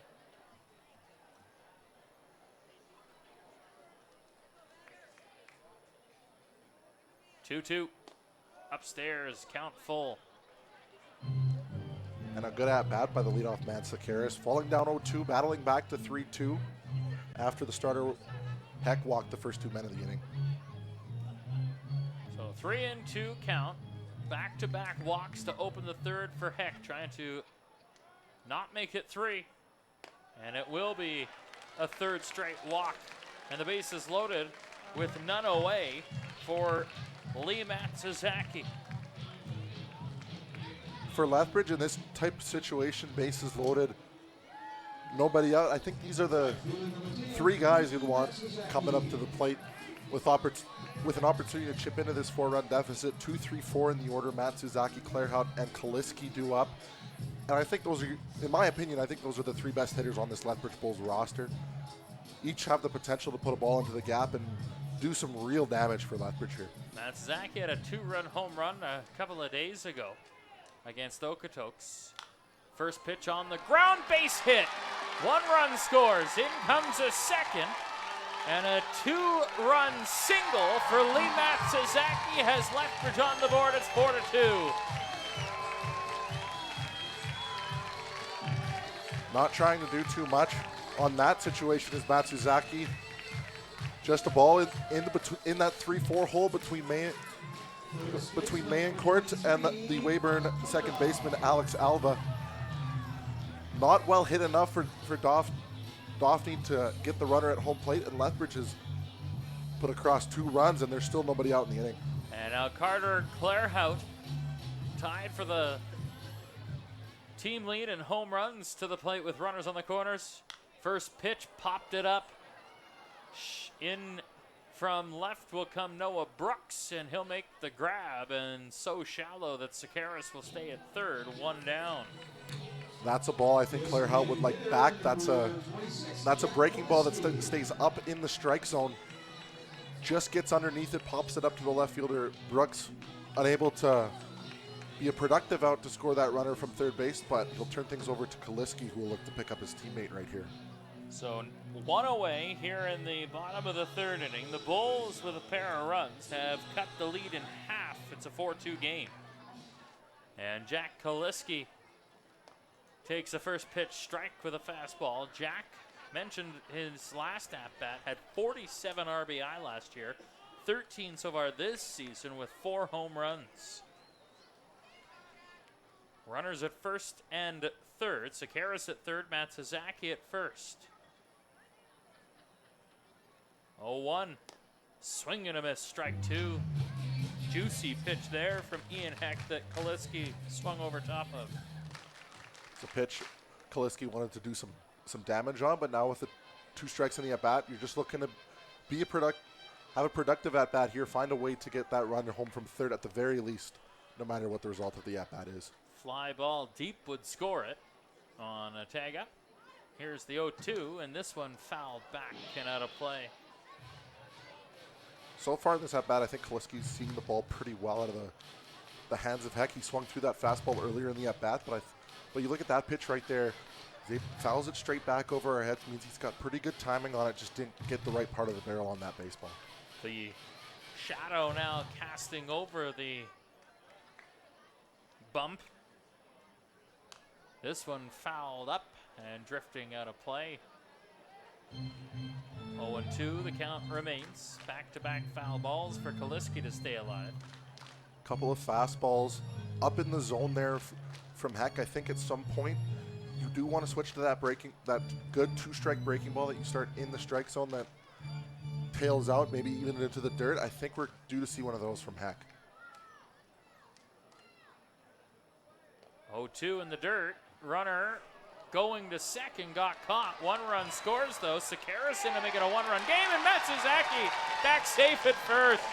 That's a set play by the Lethbridge Bulls right there. Matsuzaki took off from first base, but stopped about halfway to second base to draw that throw from second. As soon as the ball left the hands of the Weyburn catcher, Robert Gurney, Bernie Sakaris came burning down the baseline, and a good athletic play by Matsuzaki too to scamper back to first base to not be caught in that situation. And all of a sudden, it's a 1-run ball game.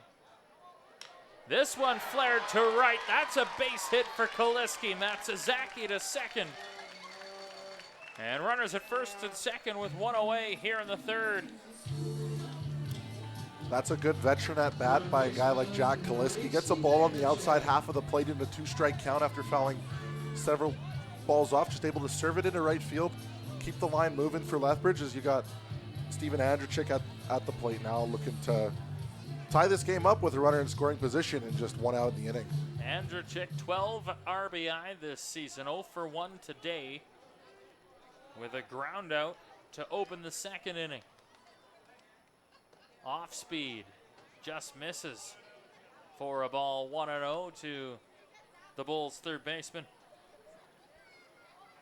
3 runs, 2 hits for the Bulls in this inning. 3 walks by Ian Heck. 1-0, and that one low for a ball. 2-0. And a good job by the Bulls offense too in this inning on making those 3 walks to start the inning. Burn the Weyburn starter Heck. 57 pitches now for Heck. Needed 30 through the first 3 innings. Here's a fly ball left field, all the way back to the wall. That'll fall for a base hit, a loud one. In comes Matsuzaki, tie game. An RBI double for Steven Andrechik, and this game is tied at 4. That just missed being a home run by about, hits that ball another 10 feet further, it probably hits in advertisement next to the scoreboard. Good for a home run, but just a great piece of hitting by Steven Andrechik there. Gets a fastball off the inner half of the plate, drives it off the wall in left field, and the Bulls have started to open the floodgates here in the last half of the third, erasing a 4-run deficit just like that. And still only 1 away in this home third with the RBI leader of the Bulls, Brendan McTavish, at the plate with runners at second and third, and only 1 gone. And you don't catch Matsuzaki stealing earlier in the inning with only 1 out. Just a ground ball to the right side from McTavish here will probably be good enough to give Lethbridge the lead. You give teams extra outs in this league in any way, shape, or form, even if they're not scored as an error on a score sheet, more often than not, they'll come to burn you at the college level. So Brendan McTavish awaiting the mound visit by the catcher Robert Gurney to have a discussion with Ian Heck. 28 pitches in this inning for Heck. Had 30 in the first 2 combined, 17 in the first, needed just 13 in the second. And the Bulls, second time through the order, have gotten to the Weyburn starter as McTavish readies for his first offering. Fastball low, maybe a breaking ball, and a swing and a miss. Strike one by McTavish, who singled his last time up before getting picked off to end the inning in the second. 0-1 for McTavish. This one flared back and out of play. 0-2. Flared back at a play that looked like an off-speed pitch that might have stayed a little bit up. Probably a pitch that Brennan would like back if he had the choice to. So no balls, 2 strikes to McTavish. 23 RBI this season, 3 home runs. This one in the dirt, swing over it. A run's going to come in to score. No throw, not in time. McTavish will be safe at first. And the Bulls have the lead. It's 5-4 Lethbridge. The most interesting rule in baseball there, the drop third strike. McTavish strikes out on the play, but the ball kicks away from Gurney and to the backstop. And with first base being occupied in that situation, McTavish has the opportunity to beat that throw to first base. So still only 1 out in the inning for Lethbridge, despite the strikeout by McTavish. So McTavish on the drop third strike gets to first. Runners at the corners for J.C. Spinoza. Oh, and he got plunked. Fastball got away upstairs, hit him in the shoulder, and the bases are loaded with one away, and the Bulls have batted around here in the third and own the lead. Bulls have really pushed Ian Heck here in the bottom half of the third inning. Gears up for a little bit extra on that fastball on the first pitch to Spinoza, but the Bulls shortstop standing close to home plate gets hit by that offering, and the bases are loaded for the, as you mentioned, Dustin, the man who started it all in this half inning, the catcher, Drew Bufford. And he led things off with a walk, came around to score. One of the 5 runs for the Bulls in this home third. And a first pitch breaking ball, Bufford out in front of it, swing and a miss, strike one. Has been far from an easy inning for Heck here in this inning, but kind of buried himself early with those 3 walks to start this half inning. 0-1, popped up, shallow center. In will come Chet McDaniel. He'll make the grab.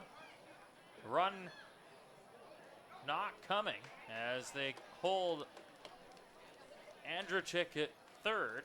And so 2 down on the flyout of Bufford. Center fielder, number 7, Jalen Ryan. Ball that Bufford just got underneath of. And again, another ball in this inning, similar to the Carter Clarehout at bat earlier. Fly ball, but it's too shallow to risk that run with less than, with only 1 out in the inning. You'll let Ryan take your chances. So Ryan, his second trip to the plate in this inning, walked and scored his first time up as he fouls one back. 0-1 to the center fielder. Bases loaded, Andrechik at third, McTavish at second, Spinoza at first.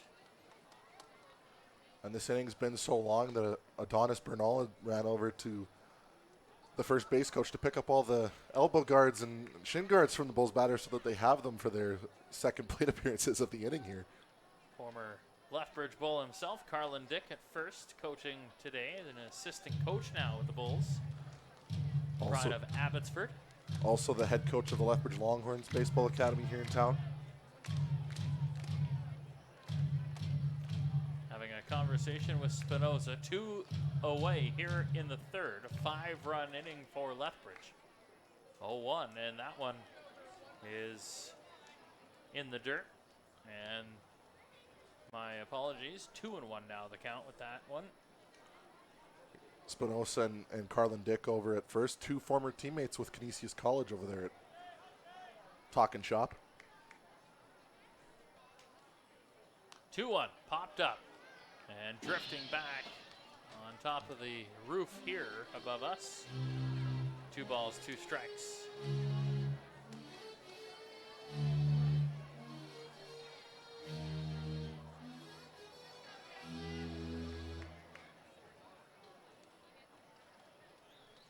.66 pitches now for Ian Heck. This one flared foul out of play down the right field line.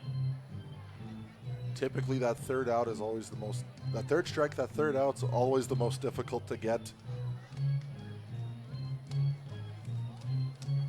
in the sport of baseball. Good job by Ryan putting up a competitive at-bat here with the bases loaded. 2 balls, 2 strikes. Popped it back again to stay alive, 2-2. And now Ian Heck has had to throw 38 pitches in this inning after just 30 in the first 2 innings combined. We talked about the shadows earlier in the broadcast. I wonder how much of that has come into play. It looks like the Bulls hitters are starting to see the ball better out of his hand than they did through the first 2 innings. 2-2 again, off speed, base hit, 1 run scores. Now a second run is going to come in as the left fielder dropped it. 7 runs in the 3rd inning for the Lethbridge Bulls, and they lead it 7-4. That should be a single awarded to Ryan, along with an error on the Weyburn left fielder Noah Brooks. As that ball kicked away from him, that allowed the second runner for the Bulls to score. And again, more runners in scoring position for the Bulls as it flips back to the top of the order once again for Bernie Sequeiros. And so top of the order again.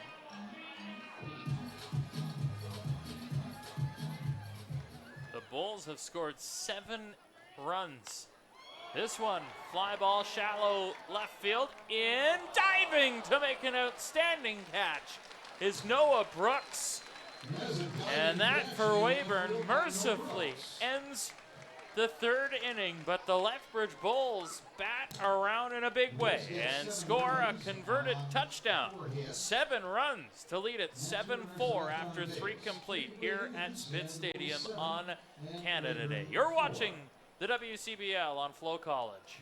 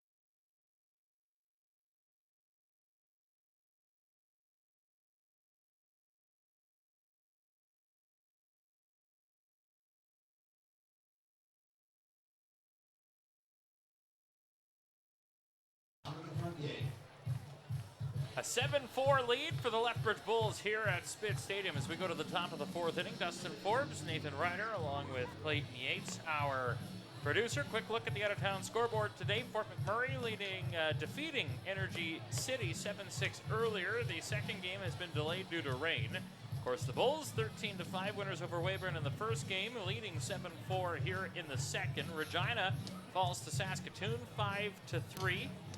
And elsewhere, it is Medicine Hat leading Sylvan Lake 3-2. Swift Current 13-2. They lead Moose Jaw, and Brooks trails Okotoks 3-0. Top of the 4th inning here, and Maxim Marakovich, who's had a long rest since he was last on the mound, back out for the 4th with a lead all of a sudden. And that can install confidence as a pitcher when your guys, you've struggled through the first 3 innings. Your guys go put up a 7 spot for you. Now you're in the lead. You're in the driver's seat. And if you can get a 0, that would be just what the doctor ordered.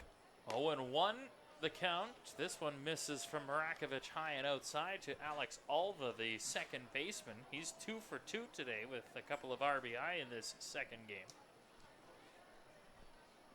as he singled in the first and in the second, drove in a couple in the second inning. Here's the 1-1 slapped foul down the left field line. And that's single that scored 2 runs for Alva, his last at-bat. We talked about just how wicked of a hop that was. Hit That ball almost directly at Brennan McTavish, but it hit that lip and skipped over the Bulls' second baseman for a 2-run single.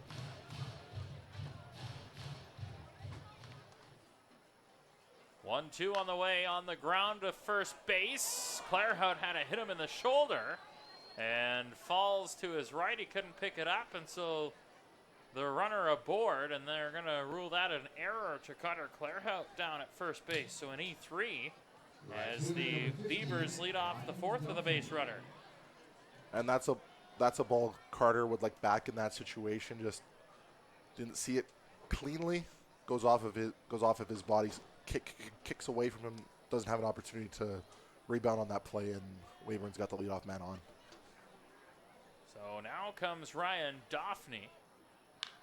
And he slaps this to the gap at left center. That falls for a base hit. Ryan all the way back to the track, turning and heading to third is Alva. And he'll slide in safe, and that'll be a double for Ryan Doffney. And runners at second and third with none away here in the fourth. And those errors always tend to burn you in this league. And that leadoff error, next pitch, a double into the gap off the bat of Doffney, and all of a sudden Weyburn's in business. And that will draw a visit to the mound by Lethbridge pitching coach Josh Bergman. Fun fact about Josh Bergman, he was selected in the MLB draft twice by division rivals. Out of high school, he was selected by the St. Louis Cardinals, ends up going to the University of Washington, and then he was selected in the 5th round by the Chicago Cubs. He's okay. So two teams who don't really like each other both saw something in Josh Bergman during his playing career. Occasionally he'll hit during batting practice, and it's fun to watch because he, like Ryan McDonald of the Bulls, head coach, has the pop in the bat to be able to get it out of the ballpark here at Spitz Stadium.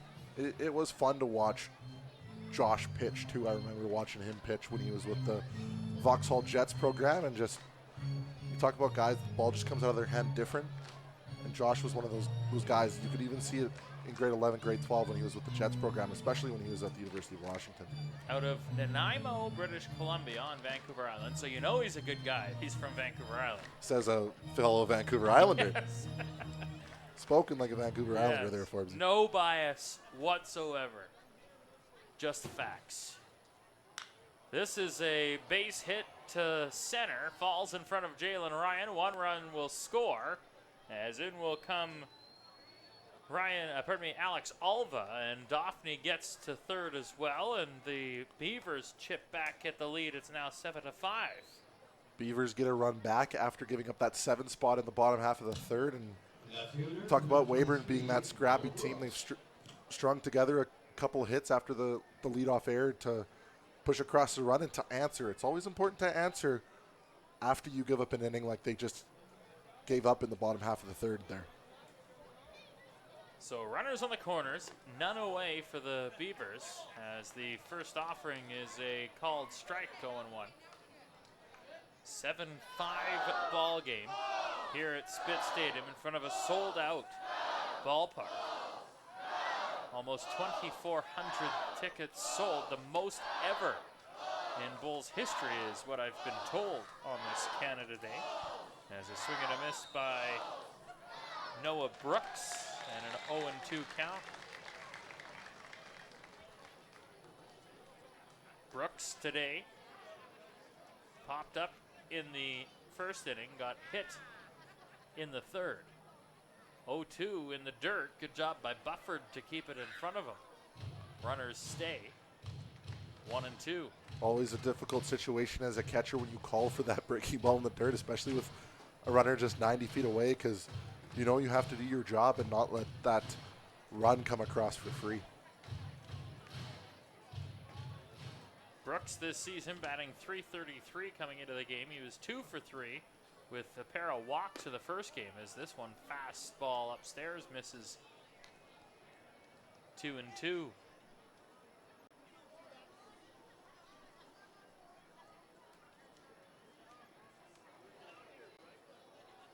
(20 RBI this season for Brooks.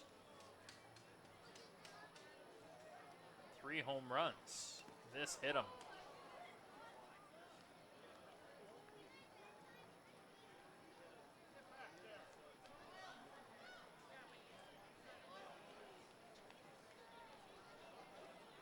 So the base is loaded with none away here in the top of the 4th inning.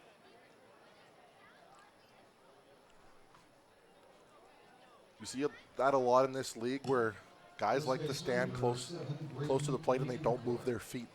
So as a pitcher, that takes away the inside half of the plate a little bit unless you hit your spots. And unfortunately, it looks like that's going to end the night for Marakovic as Ryan McDonald has popped out of the dugout. So 84 pitches for Max Marakovic. His night is over.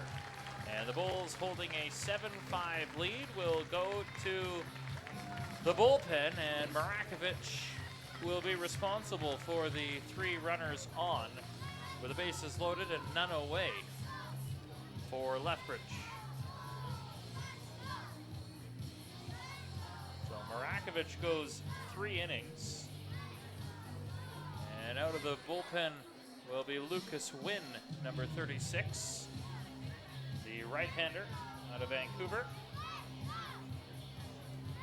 And he comes in a bit of a tough spot with the bases loaded and none away. Got to come in and throwing strikes early. A strikeout would be your best friend right now to limit the damage here in the top half of the 4th inning. And preserve this lead that Lethbridge just took here in the bottom half of the 3rd inning, already given up a run here in the 4th. How do you approach this? Do you just worry about the batter, or do you think about the runners that are on base as a pitcher? For myself in this situation, you just can't think. You can't think too far ahead. You can't think about the next guy until you deal with the guy at the plate. You know you have to throw strike 1 and get ahead, and once you deal with your first batter, then you go from there. If you get that strikeout, great. If you get him to pop out, great. But you can't afford to look too far in advance, because if you start thinking the game before it happens, that's when the game can speed up on you and things can start to get out of control. Wynn has been pretty outstanding for Lethbridge this season. This will be his 8th appearance out of the bullpen. Last worked 2 days ago in the loss to Okotoks, went 2/3 of an inning, but has an ERA of 1.22 in 7 1/3 innings worked. Strikeout to ball ratio 11-7. Has just surrendered 6 hits this season.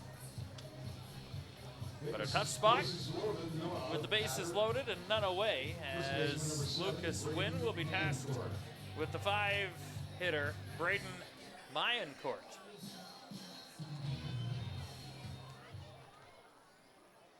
Daphne at 3rd. He doubled. Ian Heck at 2nd, and an RBI single, and then the hit by pitch to Noah Brooks, which ended the night of Maxim Marakovic. And the first offering to Mayencourt is a ball for a 1-0 count from Wynn.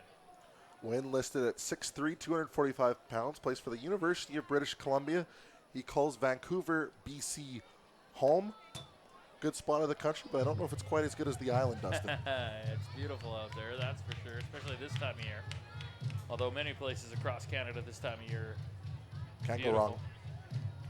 go wrong. Whether you're in Lethbridge, out in Saskatchewan, out in BC on Vancouver Island, the Okanagan. Can't go wrong with this part of the country for sure. 1 ball, 1 strike for Mayencourt.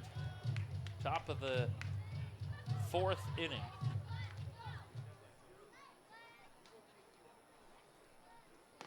This one, a called strike, 1 and 2.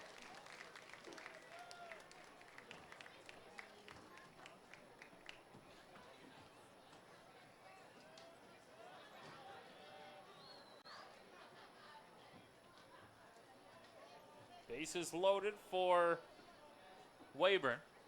2-run game, and this one fouled back. And staying alive is Mayencourt. Bulls were down 4-0, scored 7 runs in the bottom of the 3rd inning. And now here in the top of the 4th, Weyburn in a good spot with none away and the bases loaded, already having scored 1 run. I've liked what I've seen out of the bullpen so far from Lucas Wynn. There's just come in and challenged Mayencourt off the get-go. Fouls it back again to stay alive 1-2 with a fastball high and inside on the hands. If you're a pitcher in this situation, just from my perspective when I played, if I came in this situation, if a guy's going to beat me, he's got to beat me with a hit. I don't want to give him that run for free. But if he beats me with a hard hit double in the gap, you just tip your cap and move on. 1-2. Laid the barrel down on it. Wynn stopped it and gets the out at first. Sacrifices the run.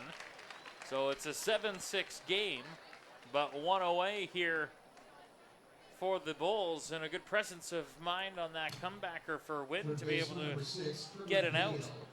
Just able to get an out on that play is good, because when Wynn popped up with that baseball, it looked like he could have come home with it, but I don't think he had a play there. So just picks up the baseball, throws it over to Carter Clearhout at first base to get that crucial first out of the inning. So an open base to work with for Wynn now, as Trevor Dale 0 for 1 reached on an error his last time up. Takes the first pitch ball from Wynn.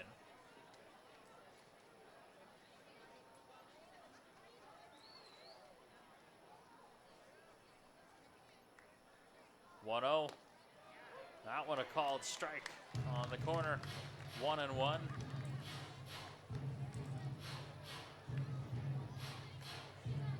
With these extended innings, you start to check the time and go, okay, less than 2 hours from the fireworks.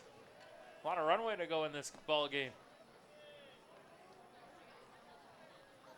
Of course, we talked about it a couple of years ago with fireworks started while the game was still going on here when Brad Goodwin hit a walk-off single in the left field to win the game for Lethbridge. I believe it was against Sylvan Lake that year, I want to say.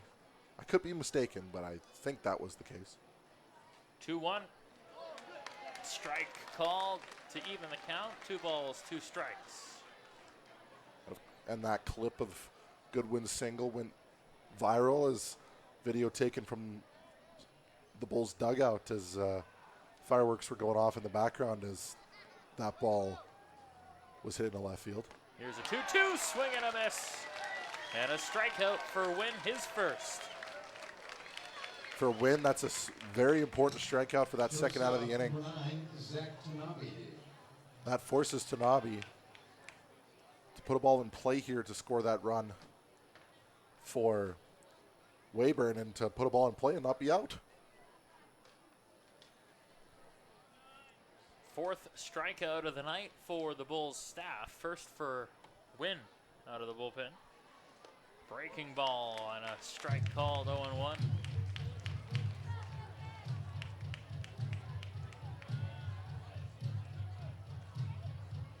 Runners at second and third for Weyburn. The game tying run 90 feet away, and it will cash on a base hit by Zachary Tanabe. In comes the second run, and Weyburn takes the lead back here in the 4th. It's not a well-hit ball off the bat of Tanabe, but it's able to get over the head of Steven Andrzejczyk at third base. And with 2 outs, the runners are off on contact, so both runs are able to score. And the Weyburn Beavers take the lead right back. So an 8-7 lead for the Beavers. And 4 runs for Weyburn have scored in this 4th inning. And all 3 of those runs that have come in belong to Marakovich.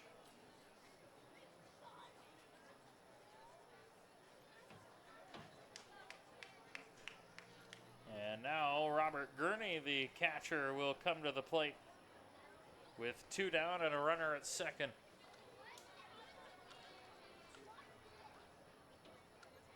Eight, 7 game. In for a wild one, I think, my friend, here in the top of the 4th inning. I think we're definitely going to go back and forth a few more times, Dustin.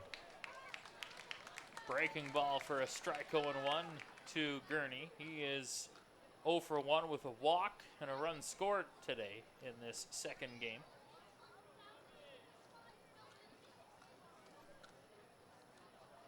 Tanabe is at second after driving in a couple to take the lead back as this one pulled down to left field. That'll fall for a base hit. Another run scores. Sakaris at the track will get it in, and that'll be an RBI double to make it 9-7 in favor of Weyburn. And the Beavers have answered with a 5-run top of the fourth after the Bulls had a 7-run bottom of the third. And when you put up those large numbers on the scoreboard, you like to respond with that 0 to keep the momentum firmly on your team's side. I thought maybe after how Marakovic started the game, really fought his way through the 3 innings, I thought they might have gone to the bullpen to start this 4th inning. But they leave their starter out there after the 7th spot, and Weyburn makes the Bulls pay. 0-1 count here to the 9-hitter, Chet McDaniel, as the Beavers have batted around. 0-1 inside, 1 ball, 1 strike.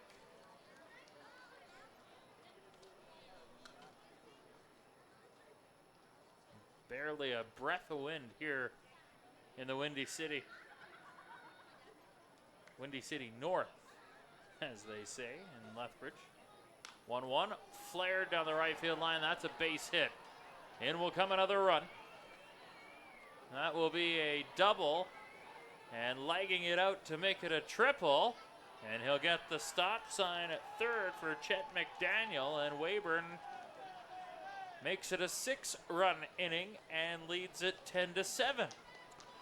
It's incredible the back and forth nature baseball can have. Lethbridge puts up a 7 spot in the bottom half of the third, and the Beavers have scratched and clawed and put up 6 runs here in the top half of the fourth to immediately answer. Second baseman number 4, Alex Alvin. And you talk about the 18 runs scored in the first half of this doubleheader, 13-5 in game 1. We're almost at that point through not even 3.5 innings in game 2. As this one fouled into the crowd. 0-1. One of those opportunities to remind fans when you're in a ballpark, be aware of foul balls, as this fastball misses outside. Especially in a situation like this with a left-handed hitter at the plate and an arm that throws pretty well in Lucas Wynn. Guys will tend to be late, and when you're late on a fastball, that's often the result, is that kind of line drive trajectory, just pretty much straight to the left from where the batter is, and you got to be aware as a spectator in that situation, because that ball could come at you in a hurry. Alex Avila, or Alva rather, 1-2. The count to him with 2 out and a runner at third. Outside evens the count, 2 balls, 2 strikes. 5 hits, 6 runs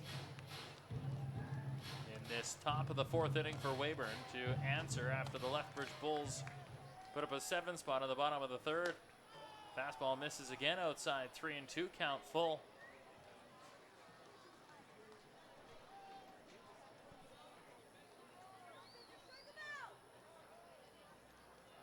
Lights on here at Spitz Stadium. Shade cascading the entire field now, as this one slapped foul down the left field line and out of play. Sun has dipped over the horizon, and the lights are taking center stage here at Spitz Stadium. That's what the teams will be relying on throughout the rest of the evening.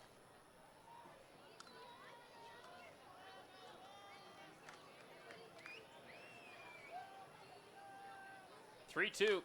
Slapped foul again to stay alive. Good job by Alva here at this at-bat.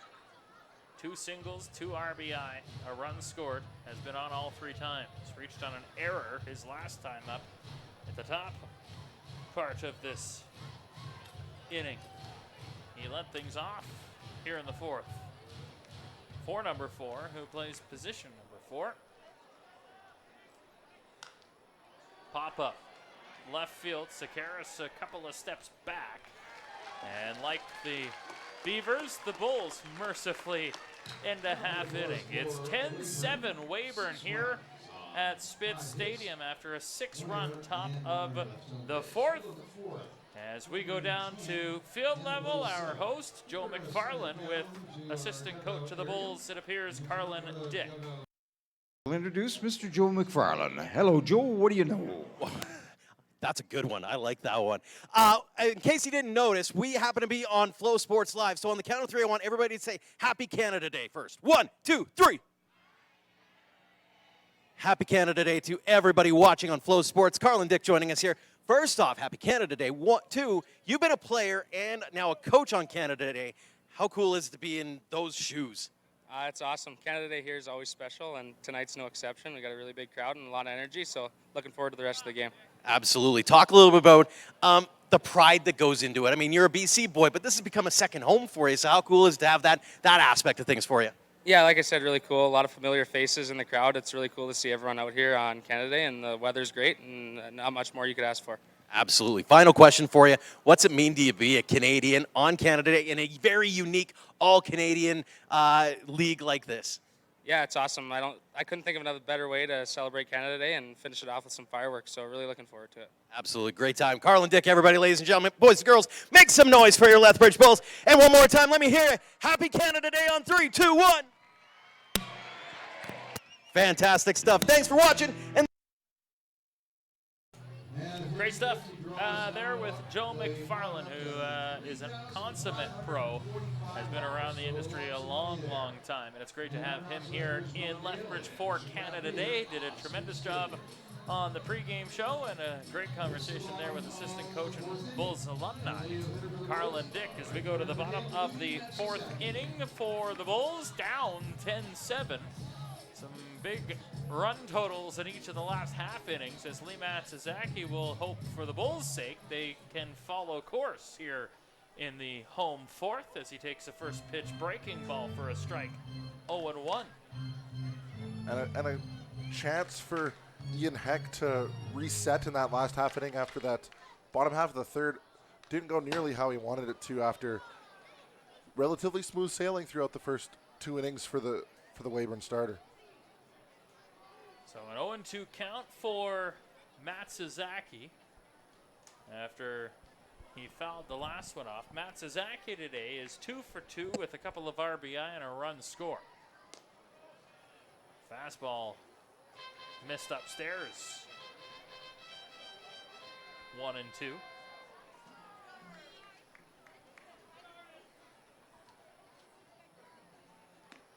This one inside and a count even. Good job by Matsuzaki to get back even in the count.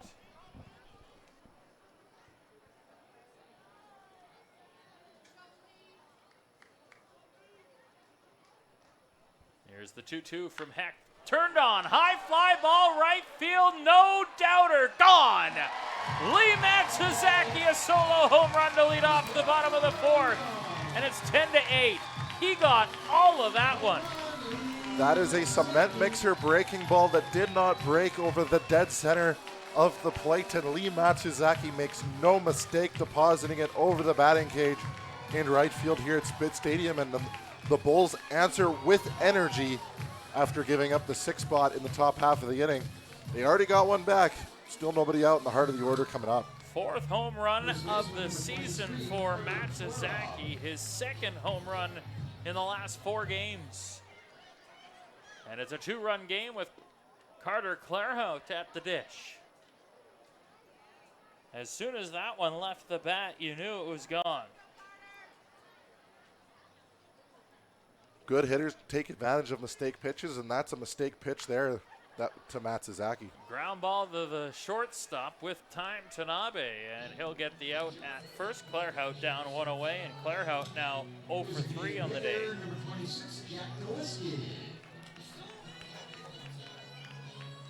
And so Jack Kaliski, 1 for 2 with a run scored, will come to the plate with 1 away here in the home fourth.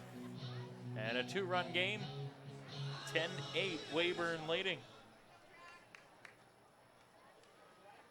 Ian Heck, 77 pitches so far. And this one fouled back.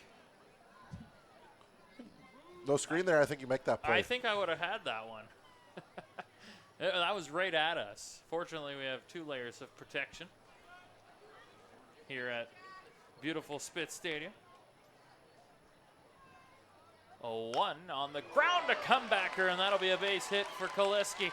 Rolls out to center. McDaniel will get it in, and Kaliski held it first with a hard comebacker for a base hit. And 2 just tremendous at-bats that we've seen from Kaliski his last 2 times at the plate. You go back to his last at-bat, he battled with 2 strikes, was able to single to right field. This time he gets that breaking ball down and away. Doesn't try to do too much with it, just punches it back up the middle to get a base runner for Lethbridge, which is what you need here down 2 runs in the 4th. For Kaliski, his 30th hit of the season. Now 2 for 3 in the ballgame with a strikeout as well. And Steven Andrechik will come to the plate with 1 on and 1 away. First pitch is a breaking ball, and that one upstairs misses 1 ball, no strikes. 80th pitch of the night for Ian Heck. Also doubling as the designated hitter today. This one flared high and down the right field line into the bleachers, out of play. Taking that Shohei Ohtani role.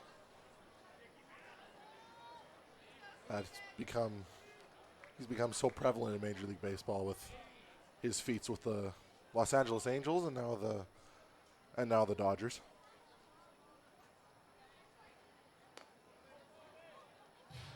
This one misses, 2 balls and a strike. The Shohei watch a couple of years ago might have been the most enthralling free agent circus in sports history. I uninstalled all the Flight Radar apps off my phone after that, Forbesy. I still have it. Here's a 2-1. That one, a high fly ball left field in the ballpark. Charging and diving to make the catch is Noah Brooks. He scaled a lot of grass there and able to get the second out of the inning. After he had that error on the single by Jalen Ryan, we've seen 2 tremendous defensive plays by Brooks out there in left field. He had that diving catch to end the 7-run bottom half of the 3rd, and another play where he has to cover a lot of ground to make that catch to retire Andrechek.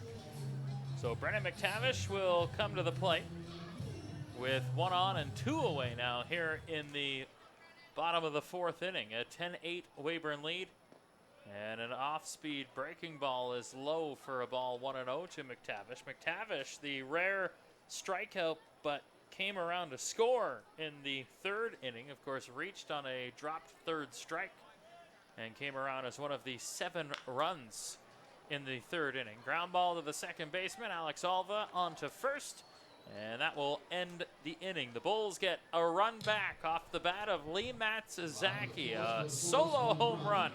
And after 4 complete here at Spitz Stadium, it's the Weyburn Beavers 10 and the Lethbridge Bulls 8. You're watching the WCBL and Bulls baseball on FloCollege.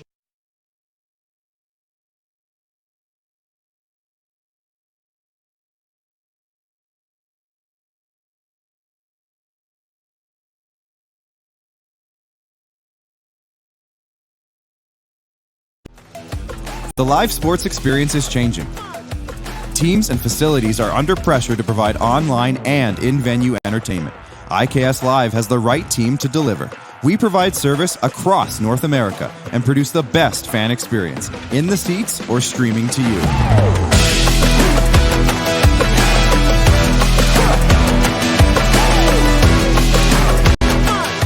IKS Live continues to bring you the best seat in the house.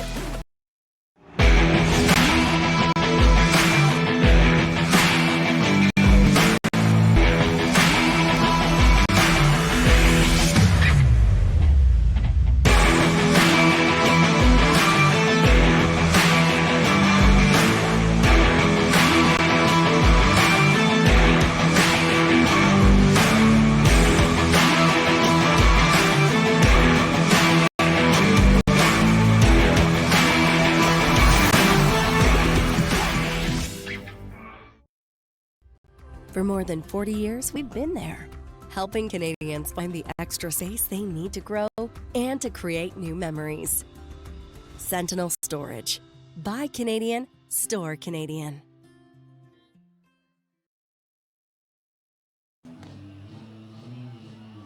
Top of the fifth inning here at Spitz Stadium, and a new pitcher for the Lethbridge Bulls as Hayden Oglesby makes his way out of the bullpen as he takes over for Lucas Wynn in this game. And Oglesby, this will be his second appearance of the season, went 2 innings back a couple of days ago in a loss to Okotoks. Had some pretty good stuff in that ball game. 3 strikeouts, 1 walk, did give up 5 hits. And that's a very good hitting Okotoks team offensively, and you come right at those guys, they're gonna hit the baseball. No matter how good your stuff in this league. So the top of the fifth inning in an 10-8 lead for Weyburn as Oglesby delivers a fastball and a bunt squared by the leadoff man Ryan Daphne, and he knocked it foul. 0-1. Daphne, 4th trip to the plate today. Couple of hits. He's 2 for 3. A single and a double. So a triple and a home run, shy of the cycle which we saw earlier this week in this ballpark from Connor Crowfoot of the Okotoks Dogs. That was a special night for Connor for sure. Had 7 RBI that night. Here's a 1-1 inside for a ball, 2 balls and a strike. Daphne doubled and scored in the bat around 4th for Weyburn. Scored 6 runs in that inning. Here's a ball fouled back over the roof and out of play. Oglesby, Lantan, Texas, the junior out of Southern Arkansas University. The right-hander. Here's a 2-2, and that one knocked to the pitcher. Oglesby underhand to Clairhout, 1 away. I was wondering if that one might have been foul early on the dirt, but ruled fair. A little bit of a cricket play there, as I think that ball hit the ground first, and then off the bat of Dauphin, which is you're still able to do that, but you don't see it very much. So good job by the bowler Hayden Oglesby on that play. So Ian Heck will come to the plate, and the pitch from Oglesby in the dirt bounces in a ball. Heck for 3 today, struck out in the first, singles in the third and the fourth with an RBI and 2 runs. And he's thrown 85 pitches so far as well with double duty. Busy night for Ian Heck. Fastball upstairs, misses, 2 balls and a strike.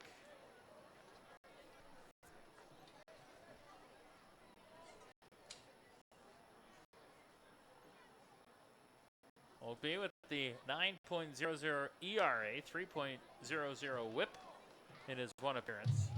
As he gets Heck to foul one off, 2 balls to strike.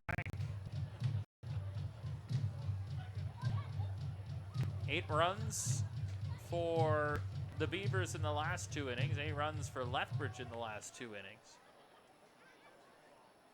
2-1 on the ground, and that one foul.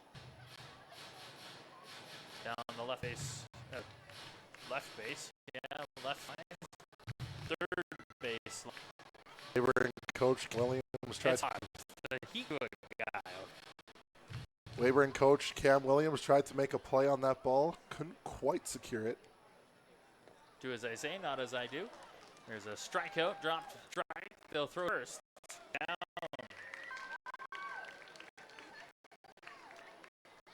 First strikeout of the night for Oglesby, the 5th of the game for the Bulls staff. Marakovich had 3, and Lucas Wynn had a strikeout in his inning worth of work.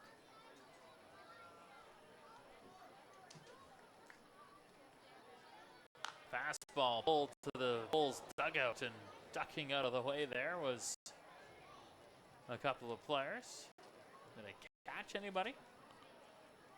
Looked like it hit the roof of the dugout. I don't know if it got anybody on the ricochet. Always got to watch out for that ricochet. A 1 hopper. Tight quarters in that dugout, and it's not uncommon for when a ball's hit that dugout. It'll hit back wall, it'll hit the roof, it'll hit bench, it'll hit a 3 or 4 things. It's done, and it just doesn't hit you in the process. No.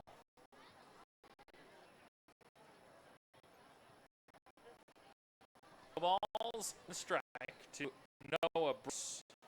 He's been hit twice in the game. Each of his 2 times he's been hit. Strike at the knees with a fastball. 0-2. Brooks guys likes to stay close to that chuck on the batters, but gonna move his feet or any circumstances, and that's a great way to get a free 90 feet for your team. On the ground, that's a base hit to left. And aboard is Brooks, a 2-out single. Keeps the inning alive for the Beavers here in the 5th inning. And the guy in main court up the bat, we talked about the defensive play he made earlier, and in the first half of the double play, I mean, I haven't seen many of his games this year, but just based off the early eye test, if they had gold gloves here in the WCBL, I think he'd be up for first base position. I understand Joe McFarland has some pull around the WCBL. Now, maybe that's something we can put in his ear is some golden gloves. I have no sway. No sway, he says. Fly ball left field. Sakaris to his left. He'll make the grab. 3 gone here in the top of the 5th. So the Bulls hold the Beavers at 10. It's a 2-run ball game. Home bats on the other side. It's 10-8 Weyburn. You're watching Bulls baseball and the WCBL FloCollege.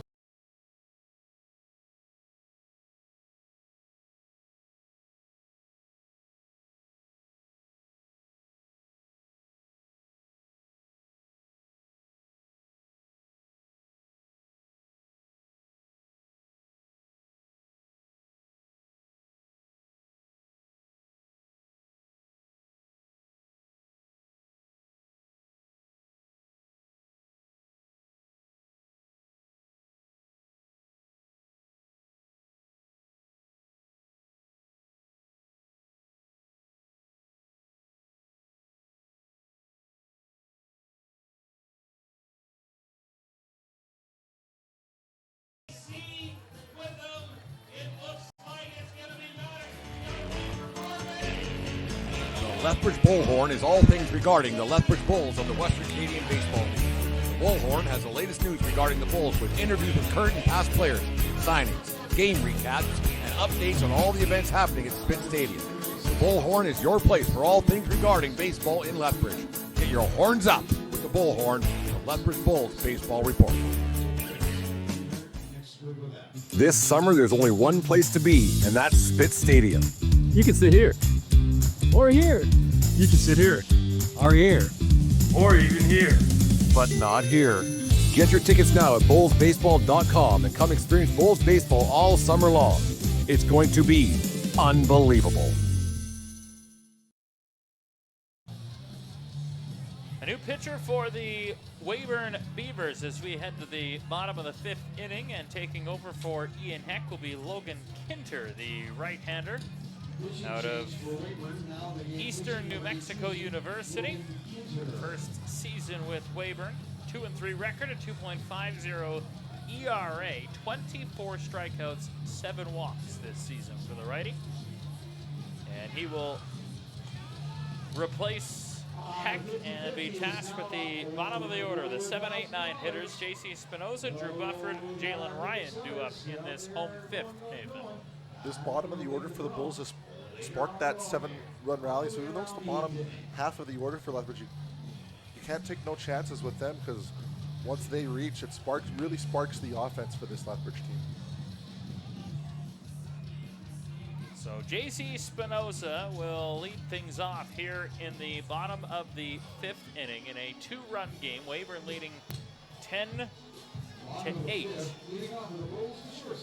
as Spinoza, the shortstop, flew out in the 2nd, got hit by a pitch, and then stranded at 3rd in the 3rd. Leads off here in the 5th. First offering is upstairs for a strike from Kinter, and a 1-0 count to the leadoff man. Spinoza, a guy who's gotten some at-bats in the leadoff spot for the Bulls earlier in the season.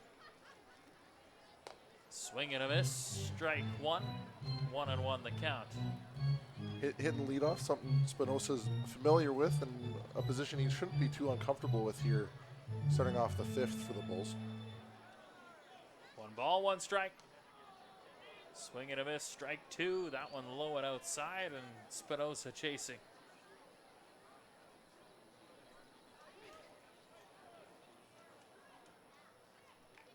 Sold out ballpark here on this Canada Day. As a fastball upstairs misses 2 balls, 2 strikes.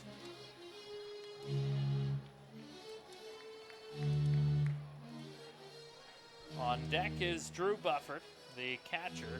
He's had 2 at-bats. They came both in the 3rd inning. In that bat around and 7-run bottom of the 3rd for Lethbridge. Was really the spark plug in that 3rd inning, beginning that with a base on balls.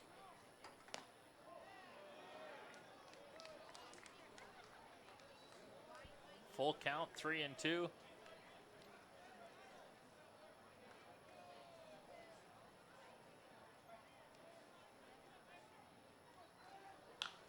In the air, fly ball left field.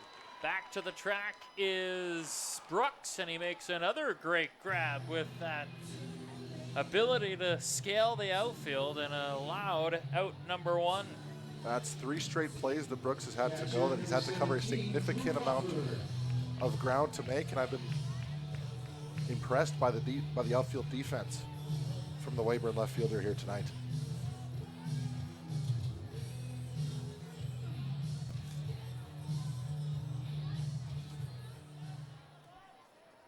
So 1 away for the Bulls as Bufford stands in for the 3rd time. Takes the first pitch low and outside, 1-0. Bufford, both bats, as mentioned, in the 3rd. He walked and scored on the first one, and then was the 2nd out. He flew out to center in the 2nd at-bat. 1-1 the count to the catcher. Here's the offering with a fastball upstairs, misses. Home plate umpire Connor Gosselin tonight. Tyler Murphy at first. Trevor Stoico at 3rd. Here in the home 5th. Swing and a miss. Strike 2. Bufford wanted that one. A little behind that fastball on the outside corner from Kinter.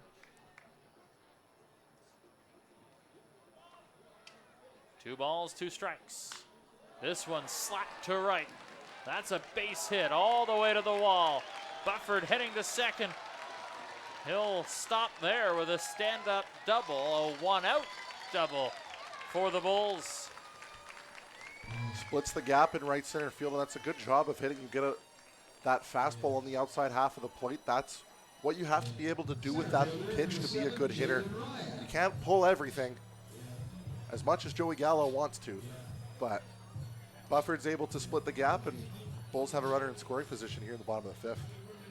2-run game as Jalen Ryan comes to the plate. 1 for 1 with a walk, an RBI, and a run scored tonight for the center fielder.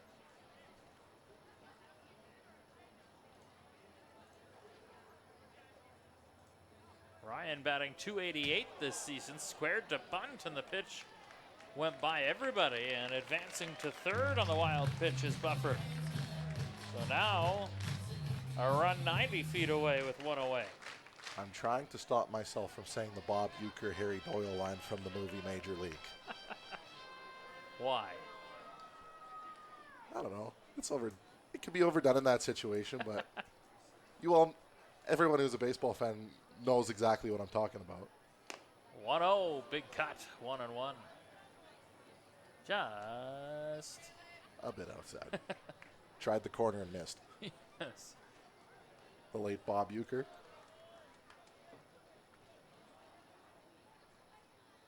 One ball, 1 strike. Breaking ball, great pitch for a strike there, 1-2. I went to Milwaukee a number of years ago and did a tour of Miller Park, and there was only one employee at the time that was allowed to park in the players' parking lot in Milwaukee, and it was the one and only Mr. Bob Uecker. 1-2, low and outside. I don't get that luxury anywhere. I know. Surprised they don't make me pay for parking at the VLC in Lethbridge. Bob also had a wicked sense of humor, which also helped his cause. 2-2, and that one low, runs the count full. 3 balls, 2 strikes to the center fielder and 9-hitter Jalen Ryan. He singled and had an RBI. He also had 2 at-bats in the third and walked and scored in the first one. Trying to wake up this crowd as he swings on that and fouls it back on a pitch that was high and inside. Speaking of Bob Euchre, in the upper deck behind home plate in Milwaukee, there are a handful of obstructed view seats just with the structure of the roof at that ballpark. And the nickname that they've adopted for them, because they have a statue of the man all the way up there that you can pose and take a photo with, they call them the Euchre seats, the only obstructed view seats in all of Miller Park in Milwaukee. 3-2 on the ground. Charging is the shortstop. Throw to first offline, a run scores on the error by the shortstop. And it's a 1-run game, 10-9 here in the home fifth. And Ryan safe at first. The throw from Zachary Tanabe just pulls Mayencourt off the bag at first base. He attempts the tag, but by the time that glove is there, Ryan's already passed him and on first base. So a free out given to the Bulls by Weyburn, and those have proven to be crucial here in the game here tonight. You look at both of those big innings for each team, and they were all kick-started from errors. So Bernie Sakaris, the leadoff man, now back to the plate, and he turns on a first pitch. That's going to fall in for a base hit, shallow right field. And runners at first and second with 1 away. Little floater into right field, just a ball off the hands from Sakaris. He's able to fight off into right field. With 1 out there, Ryan calls it good there at second base, and that Cam Williams out to the mound once again to speak to his pitcher. And a pretty animated Cam Williams by the looks of it, as he's taken off that skull cap for this meeting with his team. Infield in for the conversation. And now he'll make his way back to the Beavers dugout. Weyburn came from Brooks this morning for this doubleheader. So they lost the first game, of course. Playing now in the second game. They'll stay overnight tonight before traveling back to Weyburn tomorrow. Have a day off and then head to Saskatoon to face the Berries for a one-off game. Talk about a team that's having an incredible season, but that Saskatoon Berries group led by former Swift Current 57's head coach Joe Carnahan in their second season of existence. Former head coach Chance Wheatley here, also part of that staff in Saskatoon. Have a pretty good goaltender as an equipment manager too. First pitch strike here from Kinter. You're, of course, referencing Max Hildebrand, former Prince Albert Raider in the WHL. Took home the Del Wilson Memorial Trophy this past season as the goaltender of the year across the league. Here's an 0-1 outside to Lee Matsuzaki. Matsuzaki had a solo home run his last time up. He's 3 for 3, 3 RBI, 2 runs scored. 1 away with runners at first and second. And a 1-1 count for the right fielder. Kinter readies. This one flared down to left. That will fall for a base hit. 4 for 4 is Matsuzaki. 1 run scores. It's 10-10. Have a night, Lee Matsuzaki. That ball down the line in left field. Hits the turf and kicks away from the Weyburn left fielder, Noah Brooks. That allows Matsuzaki to advance to third base. Bulls score the tying run and threatening to take the lead here in the last of the fifth. So now Matsuzaki a triple shy of the cycle with some runway to go. If another cycle is hit when me and you are doing a game and we've only done less than, 5 or 6 games this summer? We're just giving Joe a bunch of content over here. Yes. So a 10-10 ball game here in the 5th. And Carter Clairhout, 0 for 3 today, would like to get in on the act. A fly out in the first to center, a fly out to left in the third, and grounded out to the shortstop in the 4th. Runners at second and third with one away for the first baseman. Turned on that one and foul, tipped it to the dirt. 1 ball, 1 strike. And Gurney hit the ground immediately after that foul tip. I think he took that ball just below the belt. Looks like he's reaching for his inner thigh. Our 50-50 is now up to The 4,000. head coach and the athletic therapist for Weyburn will make their way out to the catcher. Nice change of change tonight. Quick conversation, and it appears that he'll be all right. It's never an easy situation to put in when you have you're either catching or you're an umpire behind home plate. You take a ball somewhere and you don't really get a chance to catch your breath. It's just straight back into the fire. I'm sure that's something Gurney will be feeling throughout the evening, and something he'll look to put in the back of his mind once he's able to get into the dugout after this half inning. So Gurney sets Clairhout 1-1 is the count. And this one, a breaking ball inside. He takes for a ball 2-1 the count now to the Bulls heavy hitter. 5 home runs this season. Clairhout's one of those guys that can easily put a ball out of here. 2-1. And that one hit him in the top of the foot. And Carter not pleased with that, but he'll take the base at first, and it's 1 away. The base is loaded for heavy hitting Jack Kaliski. And you can just tell with Clairhout in the batter's box here that he played for the Prairie Baseball Academy, of course. Head coach Todd Hupka, one of the big things he pretty much drills into hitters from the second you arrive. No pun intended. Is you don't move your feet. You don't move your feet in the batter's box there if you play for Todd Hupka. If you move your feet in the batter's box, you'll find yourself riding some pine sooner rather than later. And that's been a thing there for as long as Hupka's been around, and that was a thing from day one of the program, which was led by, of course, Blair Kubasek. So Kaliski, 4th time up. He's 2 for 3, couple of singles. 1-0 the count.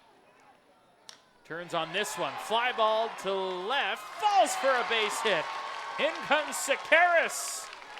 The throw not in time. The Bulls back in front. 11-10. An RBI single for Kaliski. Kaliski using the opposite field very well in this ballgame. That's his 3rd hit tonight to the right side of second base. For power hitters like Kaliski, you can get a little bit too pull happy at times, and when those guys are locked in is when they're using the opposite field effectively. And that's exactly what Jack Kaliski is doing here tonight. He's getting pitches on the outside half of the plate, and he's hitting line drives to the opposite side of the field. Exactly what his team needs in a ball game like this here tonight. 4 hits now in this inning for the Bulls, and 3 runs to take the 11-10 lead here in the bottom of the 5th inning. And still only 1 away with the bases loaded for Steven Andrzejczyk. 1-0 pitch is upstairs. 2 balls, no strikes. Bufford has come in to score. Ryan has come in to score. And Bernie Sakaris, the latest to come in to score here in this 5th inning. Swing and a foul tip by Andrzejczyk. 2-1.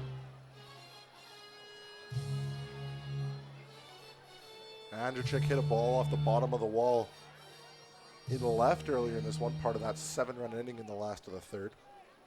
Coming up to almost 2.5 hours in this baseball game, and we're not yet through the 5th as a swing and a miss.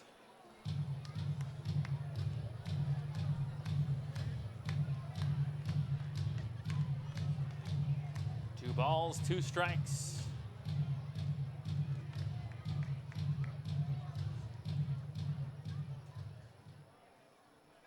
Kinter ready, off speed, high and inside, and ducking was Andrechik on that one. Did he move his feet? He ducked, but it didn't look like he moved his feet. Don't think he moved his feet. And now the count full. 3 balls, 2 strikes, bases loaded, 1 away here in the bottom of the 5th. Bulls have already scored 3 runs. Lead it 11-10. Fastball off the plate, that'll walk in a run. And it's 12-10 for Lethbridge. Especially in a game like this here tonight, any insurance run you can tack on a lead is especially important because as it's proven true throughout the night that runs have been coming in bunches for both teams so far. No run is safe. As the RBI leader for the Bulls, Brendan McTavish now to the plate with the bases loaded and 1 away. And again, another bat around inning for Lethbridge. Looking to try and continue to add to their run total. First pitch strike on the outside corner. McTavish wasn't sure about it. 0-1 from Logan Kinter. Replaced Ian Heck, who threw 85 pitches today. Kinter coming up to close to 40 pitches in this inning. 36 so far. 1-1 for McTavish. Called strike. McTavish again not happy with the call from home plate umpire Connor Gosselin. McTavish will choke up on the bat a little bit here with 2 strikes.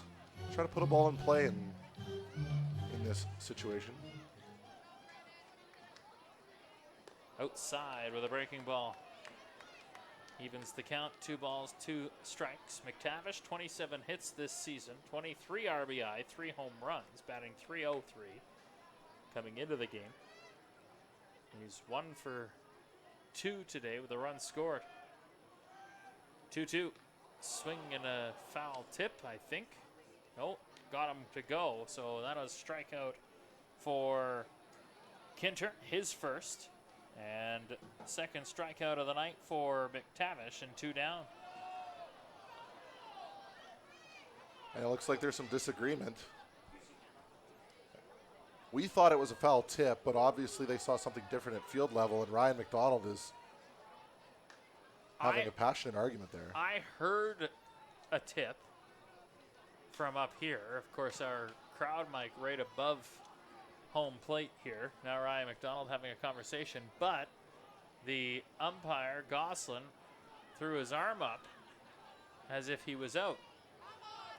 And McTavish will be called out, and now Ryan McDonald wants to at least call for a meeting between the umpires. I think that's exactly what he's asking about, is why aren't you asking for help in this situation?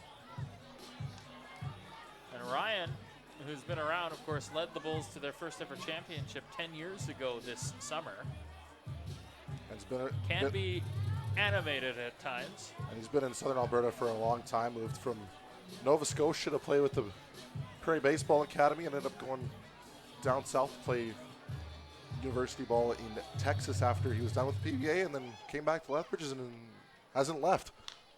Here's a pop-up by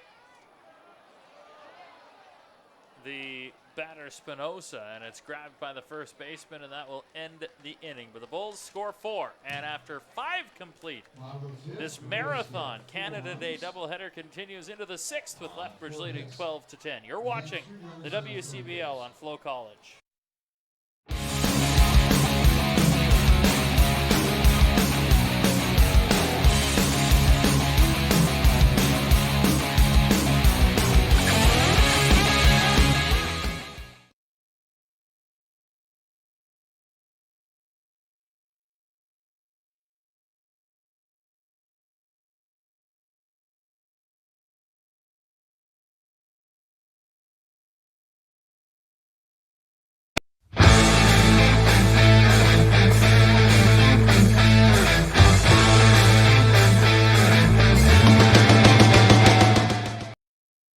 Hey baseball fans, make sure to stay up to date with your favorite teams across the league by subscribing to the WCBL YouTube channel right now. We have tons of free coverage for you over there, including daily highlights, full archived game broadcasts, daily game day previews, plus 2 weekly shows including the WCBL report with myself and Joe McFarland every Wednesday, and also the WCBL Game of the Week pregame show leading right up to game time every Thursday night. It's all in one spot, the WCBL YouTube channel. Subscribe today.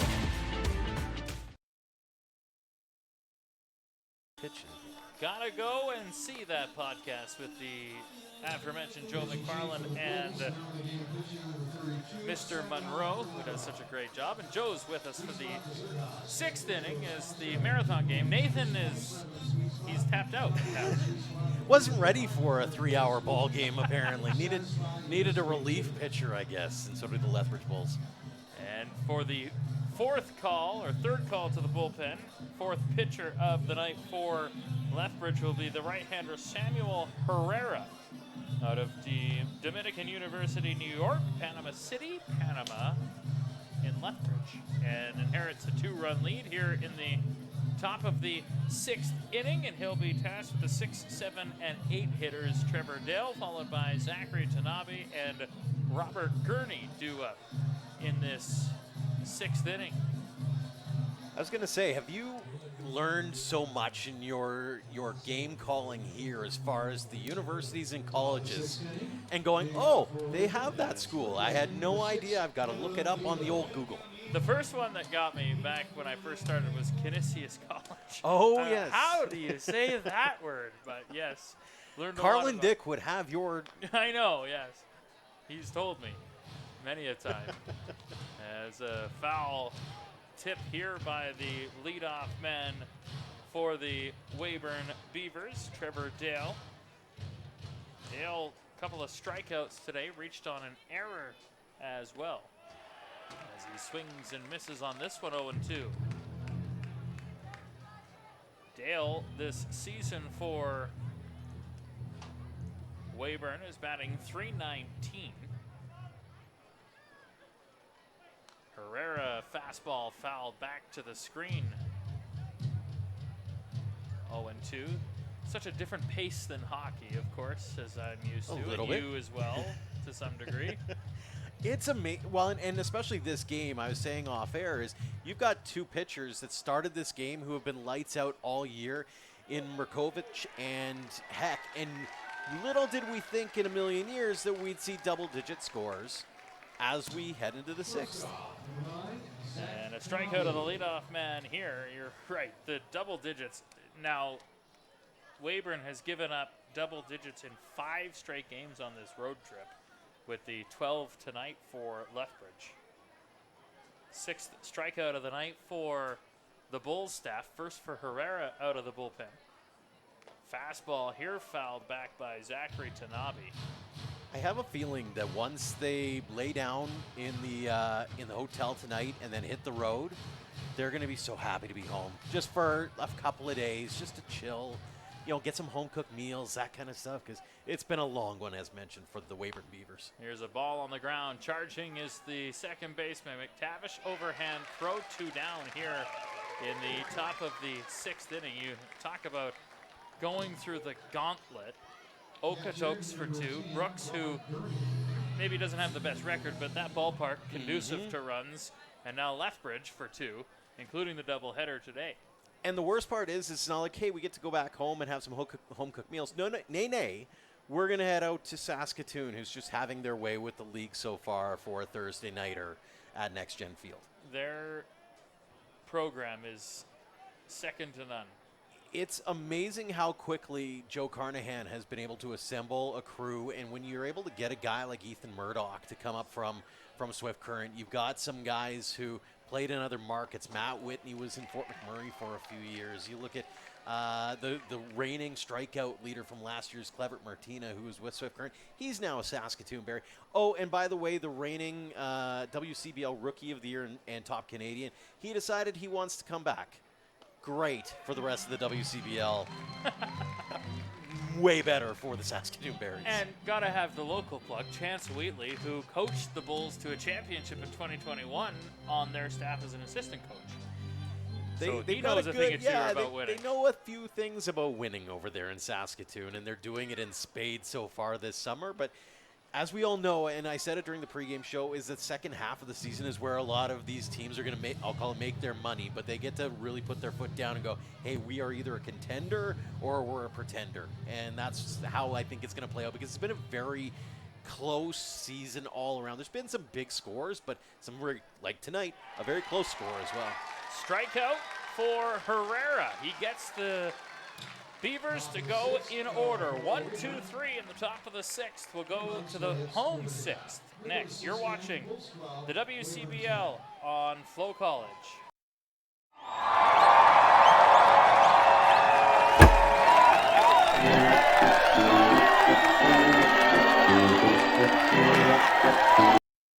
T-Bone is a busy bull these days, so please give him a hand keeping Spitz Stadium clean by using the Ability Resource Center's recycling bins located throughout Spitz Stadium. Ability Resources is the official recycling depot of the Lethbridge Bulls and Spitz Stadium.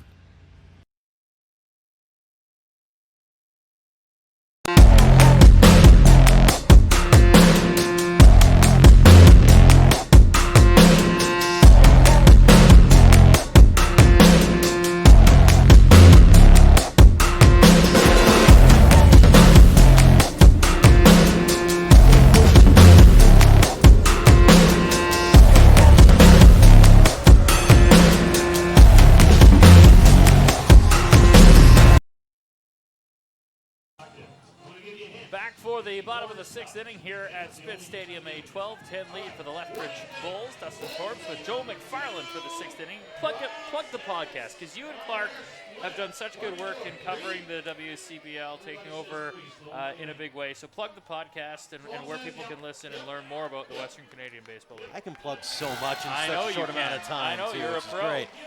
Shameless self-promotion is my middle name. It's a long middle name. It's very long. So it's been an honor and a privilege. Last year I did the weekly show by myself, and now with ICAST Media coming on board, Clark Monroe's done a great job. They've got the full studio set up, so now I can just be the color guy, essentially. I get to be the Joe Siddle instead of the Jamie Campbell. Big shout out, by the way, for the WCBL on Blue Jay Central today for Canada Day. Great job there. So yeah, weekly we do a breakdown of the week. Some of the big storylines have been going on. Player of the week. We've got the play of the week. We've got all the stat breakdowns and just have a little bit of fun. It's usually about a half hour we kind of aim towards every week, just to give you a sense as to what's going on around the league. We do some alumni updates. There's been a ton of them in the last few weeks. The big one lately, Eric Sabrowski, the former Edmonton prospect / he was never a Energy City Cactus Rat, but he was still a WCBL alum. Gets his first taste of MLB gameplay this season, and throws a great inning of work for Cleveland. So some great stuff, and again, you can check it out on all the YouTube channels.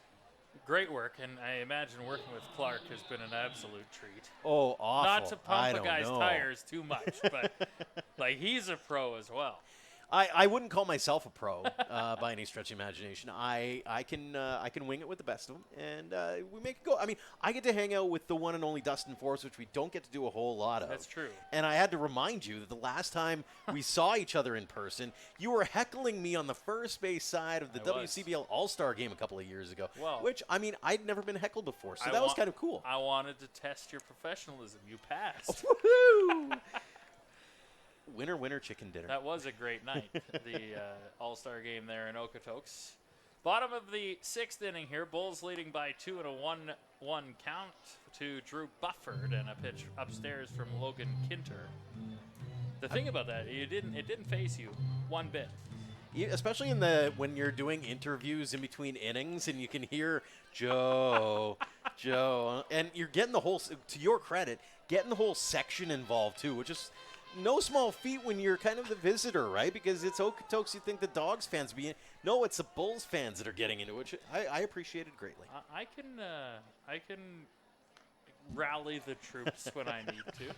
As a ball fouled back to the screen. 2 balls, 2 strikes to Drew Bufford. He's scored twice, 1 for 2 with a walk tonight. The Bulls catcher hitting in the 8th spot in this second of this doubleheader is an off-speed pitch. That looked good, but A ball to run the count. Full 3 balls, 2 strikes. I've kind of liked how Kinter has looked. As much as the numbers don't really help the matter at all, like he's got some good stuff. It's just a matter of Lethbridge is fighting off some great pitches here. 3-2 on the ground to the third baseman. To his left is Dale with time to throw on to first, 1 away. Good work by Trevor Dale to set and make the throw. It's always amazing to me. I saw a video or a still of when MLB came through NFL stadiums, and it's from like the 30 to the 30 is the throw from third to first. And you go, you got to make that throw. Like, I play a little bit of slow pitch, and I jam it into the ground every time from third base. It's like I have the yips from third base. It's great. And you're 60 feet, not 90. Well, yeah, that's just it. This is why I'll never be in a home run, like a celebrity home run derby or anything like that, because I know I've got enough power in a slow pitch diamond. If I were to ever do it at Spitz, it'd be like just past the dirt in the outfield. So, if I made contact, it'd be a dribbler to the shortstop. I have often wondered. I would love to stand in for one at bat. I just want to see what 80, 90 mile an hour looks like, just from just right there. I've never done it. I think it'd be fun. / get me a diaper first. I was gonna say, my worry would be getting hit. Just give me fastballs. You know I'm not hitting it. I'm way too soft to take a ball off the arm at 70 or 80 miles an hour. I can tell you that for free. Here's a 1-2, and that one in the dirt. 2 balls, 2 strikes to Jalen Ryan.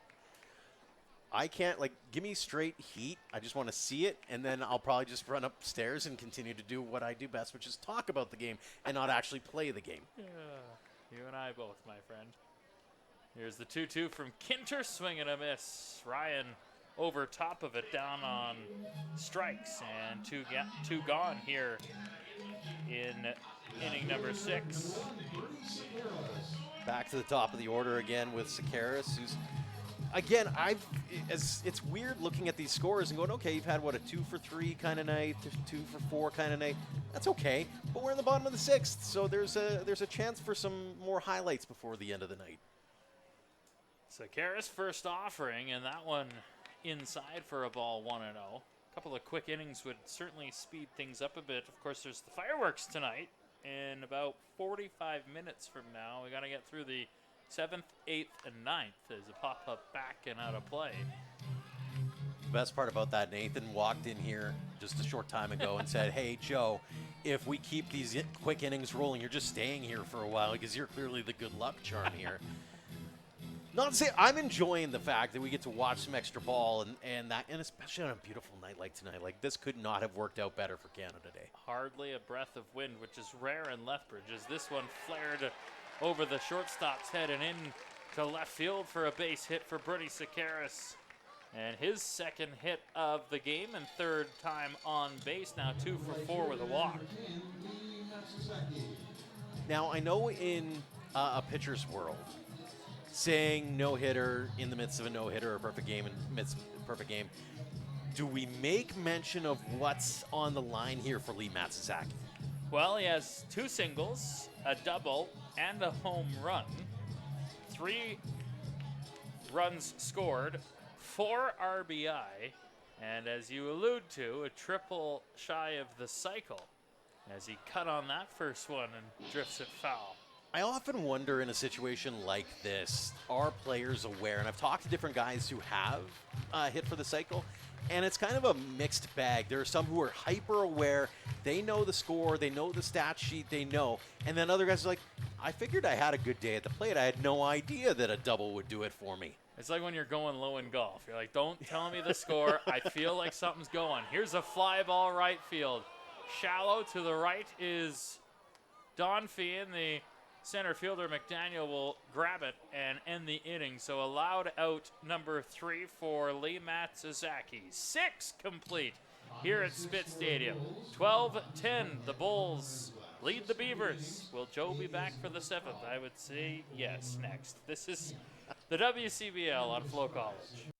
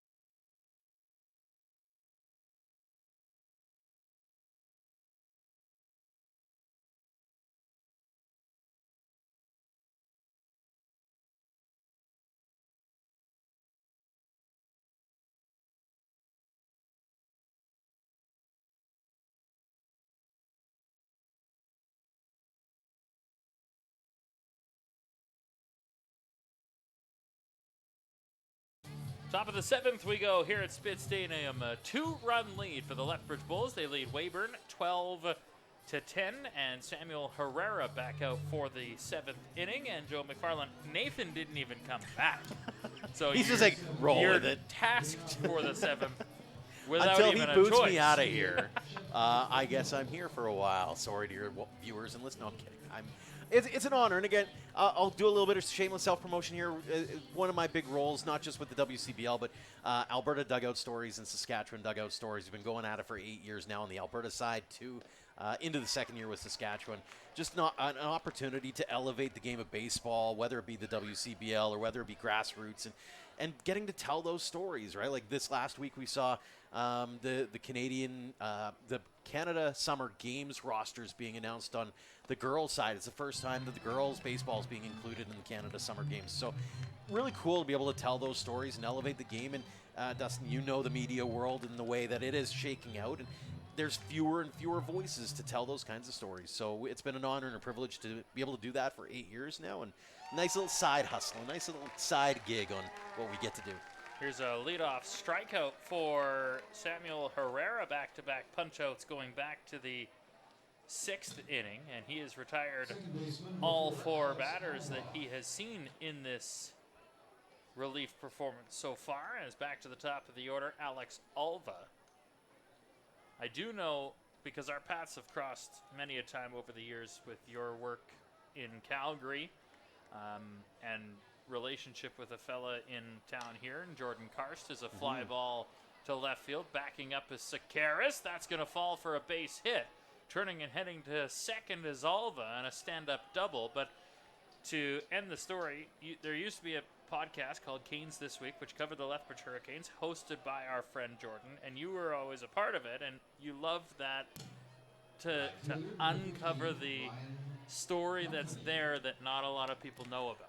I call it beyond the scoreboard, right? And anybody, and this is what I love about guys like you and people who are capable of doing the play-by-play stuff is you sit there and even I saw you today sitting out there talking to guys and getting some inside scoops because you want to be able to tell those stories and make it more human than robots, right? And especially the game of baseball, we can do that a little bit more. It's not give it 110%, work hard, get pucks deep, right? As much as I love hockey. I love being, and that was a cool part about Canes This Week was being able to chat with.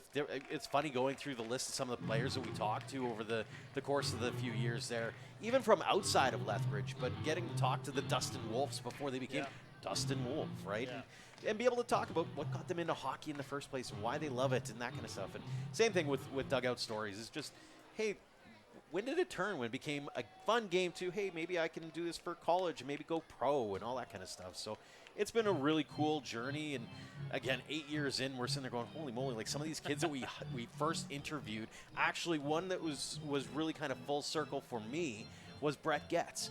Got to start in game 1 of this doubleheader.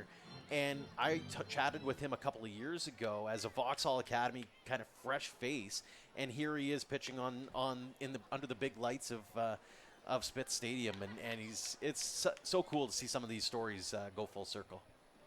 A 1-2 count here to Ryan Doffney. He's the 2-hitter for the Beavers, 2 for 4 today, facing Samuel Herrera, who has 3 strikeouts and make it 4 as Doffney down on strikes 2 gone here in the 7th. Herrera dealing out of the bullpen. It's going to be a big key for the Bulls as they go forward here is their pitching depth, right? That was one thing that they talked about after last year coming so close to knocking off Okotoks is if they want to take that next step. We were talking to Ryan McDonald about that in pregame is we got to make sure that our pitching depth is there come middle part of August, and guys like Herrera are going to be a big piece of that puzzle for sure. Working is Herrera, the 4th pitcher for the Bulls today. The starter was Maxim Marakovic, followed by Lucas Wynn, Hayden Oglesby, and now Herrera, the right-hander, as a foul tip.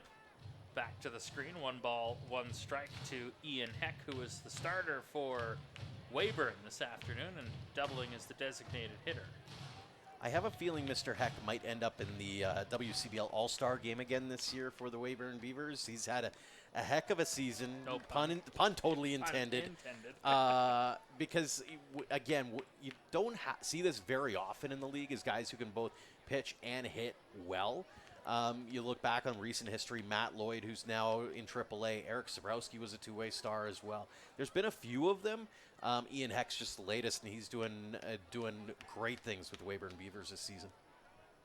This one, a bouncer to shortstop. Spinoza deep in the hole. The throw on to Clairhout in time for the third out. Top of 7 completed. We stretch in Lethbridge at a 12-10 Bulls lead over the Weyburn Beavers. You are watching the WCBL on FloCollege.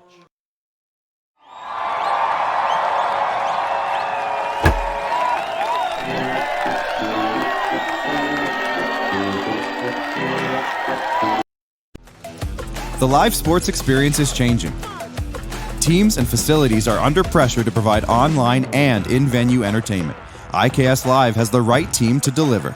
We provide service across North America and produce the best fan experience, in the seats or streaming to you.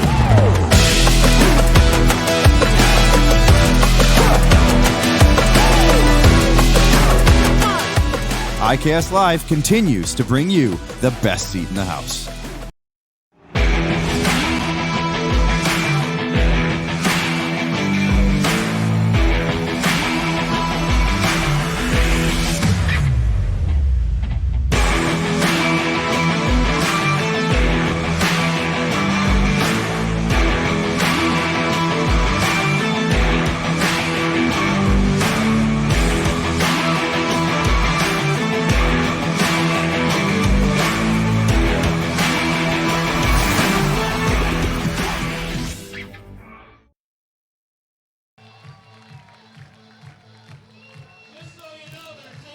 Home 7th here at Spitz Stadium with the Lethbridge Bulls leading the Weyburn Beavers 12-10. Dustin Forbes along with Joe McFarland here in the 7th inning.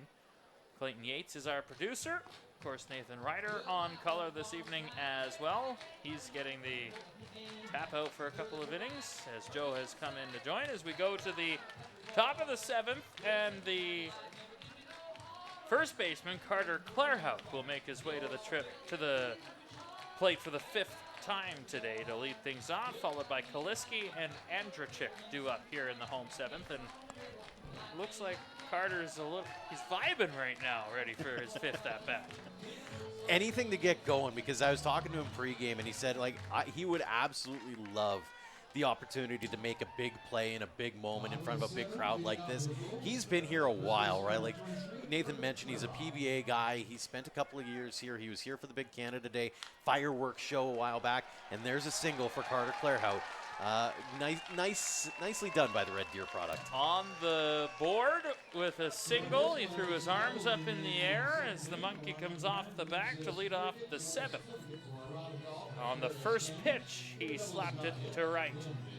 And the Bulls have a base runner here in the top of the 7th inning, and Jack Kaliski will come to the plate. He is 3 for 4 with a trio of singles. Twice he's gone right field, one a comebacker up the middle. Speaking of two-way guys who can do it both on the mound and at the plate. That's a fastball from Kinter and off the plate for a ball.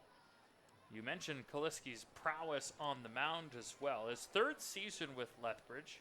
Hasn't pitched yet this season, but certainly in his career has thrown some gems along the way. A career 2.26 ERA with Lethbridge over the year's 40 games. And I think the most memorable has to be that Game 3 against Okotoks, where they said, just go until your arm falls off, essentially. 5 innings, I think, of relief work in that contest, in that 13-inning marathon. Breaking ball that didn't break enough for Kinter. 3 balls and 1 strike. 2 and 1, I should say. To Jack Kaliski. 3 straight trips. He is singled as he swings and misses on this one. 2 and 2. You talked about Kinter's stuff. The last time they were out. Coming into the game today, a 2.50 ERA, 24-7 strikeout to walk ratio in 18 innings coming into his appearance today. Yeah, and for a guy that, I think he's a sophomore maybe, right? Like, so he's not a grizzled veteran by any stretch of imagination, but certainly has given a lot of quality innings for this Weyburn Beavers team that has really struggled to pick up the W's. But he's 2-3 by the looks of things, and like you said, 2.5 for an ERA, not bad at all. Ground ball to the second baseman. To second for one, no throw on the relay, and so Clairhout out on the fielder's choice and Koliski aboard. And Steven Andrzejczyk to the plate. Things moving along very briskly all of a sudden. Maybe there has something to do. It's less with me, obviously. More, I wonder how much of the cool down has had an impact, because it was hot for a long time. And that sun went down. We've seen the lights go up. It's a little chillier out there. It's a little more manageable. Things have calmed down maybe a little bit. Here's a first pitch turned on by Andrzejczyk, but taps it foul. Bottom of the 7th inning here at Spitz Stadium. Lethbridge leading Weyburn 12-10. Interestingly enough, like, it's not like either team's leaving any runners on or anything like that, right? Like, when you look at the hits total being 14-12 for Lethbridge, they're cashing their runners when they get them. So it's been a very opportunistic kind of ball game for both squads. Lethbridge has stranded only 5 runners today and Weyburn 7. So not a lot in terms of allotment throughout the course of the game, as an 0-2 count to Andrzejczyk from Kinter. Breaking ball. That was a good pitch, but just missed up in the zone. Fascinating story about this kid. He's originally from Montana and came up to Vauxhall Academy and managed to play himself up to a spot where he's now playing college ball and playing here with the Bulls. So cool story to see guys coming from down south and saying, hey, maybe I can hone my skills a little bit north of the border. You wouldn't think it, but it's certainly something that's starting to happen here. A little bit north of the border, too, because Lethbridge is only about 3 hours to Kalispell. Less than. Yeah. Barring the border situation. Depends on the day. Yes. Andrzejczyk 1-2, the count to the Bulls' third baseman. 1 for 3 with a walk today. Doubled and scored, had an RBI back in the third, but he goes down on strikes here. And Kinter picks up strikeout number 3, 6th of the night for the staff of the Beavers, and 2 away. And now Brennan McTavish will come to the plate. A couple of strikeouts for him today.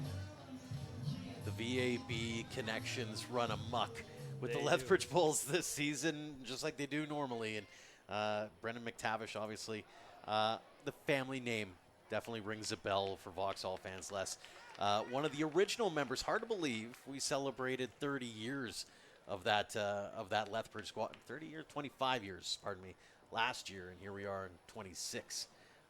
They joined in 1999. Les was one of the star pitchers for that squad. And kind of cool. I was chatting with him about it. It's been cool to watch it all come full circle and watch his kids take part in this program now and giving back to the community as well. Always love the second or third generation players in leagues. Is a strike here to Brennan. And a 1-1 strike count to the second baseman. Singled way back in the second. That feels like an eternity ago. 1-1, big cut, and he goes down on strikes, and that'll end the inning. 4th strikeout of the night for Kinter. And to the top of the 8th inning, it's the Bulls 12 and the Beavers 10. You're watching the WCBL on FloCollege.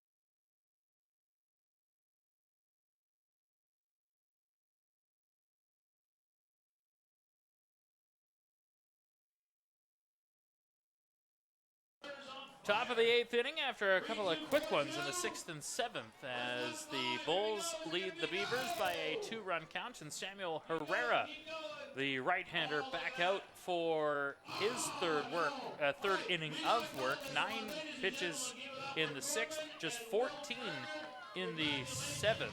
What have you liked about his relief appearance so far, Joe? The K rate is obviously off the charts with this kid. I think he's only made a couple of appearances for the team so far this year. So if this is what you're bound to get, if you're needing some innings eaters, this might be the guy that you'd like to have, especially as the summer drags on. Because this is talking to Cam Williams, a lot of guys don't necessarily understand what it's like to play ball every single night, right? Like in college, you're playing Friday, Saturday, Sunday, and then you do practices, and then it's Friday, Saturday, Sunday. Here, there's a break once every couple of weeks. It's a grind. You're starting to feel the injuries, all that kind of stuff. And so when you get guys like Herrera coming in and throwing like he has, like a pitch like that, everybody's kind of ready for that heater, and he comes back with something off speed. You're going to get a few Ks in the middle of it. Has 4 strikeouts since coming into the game on 7 batters faced. As this one misses outside, 1 ball, 1 strike to the leadoff man, Noah Brooks. Braden Mayencourt and Trevor Dale due up here in the top of the 8th inning. 1-1 from Herrera. Fastball, and swinging and missing was Brooks. It's always nice to have arms in the bullpen that give you some longevity in stretch games like this, where you can rely on a guy to throw 3 or 4 innings if you need. Well, and especially when you've had a double dip like this in a busy time of the schedule. Another strikeout. And again, like, you're looking at his stuff, and it's catching him off guard because it's playing chess to a certain extent, where you're going, okay, should I be keying on something with heat, or should I be keying on something off speed? And he's thrown them the kitchen sink and then some in his 2 innings and a third so far. Has retired 7 of the 8 batters he's faced since coming out of the bullpen, 5 of them by strikeout, as he throws a breaking ball to catch the corner for a strike going 1 to Braden Mayencourt. The other part, too, is he's playing the corners real well here, too. You're seeing the Weyburn hitters go, yeah, and they're getting the call. And that one was low and outside, clearly not a strike. But they're questioning it now, right? And it's expanded the strike zone a little bit, so he's able to nip, and it's worked out well for him in the early going here. Herrera 1-1. Fastball and a swing and a miss by Mayencourt. 1 ball, 2 strikes to the first baseman for Weyburn. Top of the 8th inning. Bulls leading by 2. The 2 teams combined for a ton of runs in the middle innings. 7 for the Bulls in the bottom of the 3rd, as this one flared back and out of play into the crowd. And then the Beavers followed with 6 in the top of the 4th. Weirdly, in a 12-10 ball game, we've seen 1, 2, 3, 4, 5, 6, 7 zeros, 8 zeros on the board, which is something you wouldn't expect in that kind of high-scoring ball game. But a lot of the runs are concentrated in that 2nd through 5th, and since I stepped foot in the booth, things have even keeled a little bit. But like I said, I think a lot of it actually has to do with the weather. It's been a little bit cooler, a little bit more manageable, and wow, just out of the glove of Brendan McTavish. That was so close to a WCBL Weekly Play of the Week, which you can see on YouTube every single week. That'll go as a base hit for Mayencourt. So the Beavers 1 on, 1 away for Trevor Dale, as McTavish couldn't quite climb the ladder enough on that one over his head. And that was the first hit of the night for Braden Mayencourt. It grounded into a couple of fielder choices and 2 flyouts to left. So officially on with a hit in this ball game. Herrera, fastball, misses inside to Trevor Dale, who would love to get a hit here, if not just to get kind of the Carter Clarehout thing where the monkey is on his back right now. 3 Ks through the first 7 innings. This one on the ground, but foul. Dale struck out in the 2nd. reached on an error in the third, struck out in the fourth, and struck out to lead off the sixth. Has had a solid season. 6 home runs, 319 as an average coming in. Was 0 for 4 this afternoon as well with a strikeout. This one on the ground, knocked down to second for 1. Relay, not in time. McTavish had to go over the base runner, and that kind of slowed the throw in time for Dale to leg it out and be called safe at first with a fielder's choice. Much to the chagrin of the Bulls faithful who came out in droves. It was standing room only as I made my way around. And there have been a few who've decided to go home or going around the, you can see a couple of empty seats, but a great crowd on hand for both games of this double bill. Herrera, 1 on, 2 away, and a fastball in the dirt. Good block by Drew Bufford to keep it in front of him. 10:40, the local time here at Spitz Stadium. We're about probably 30 minutes away from potential fireworks at the nearby Henderson Lake.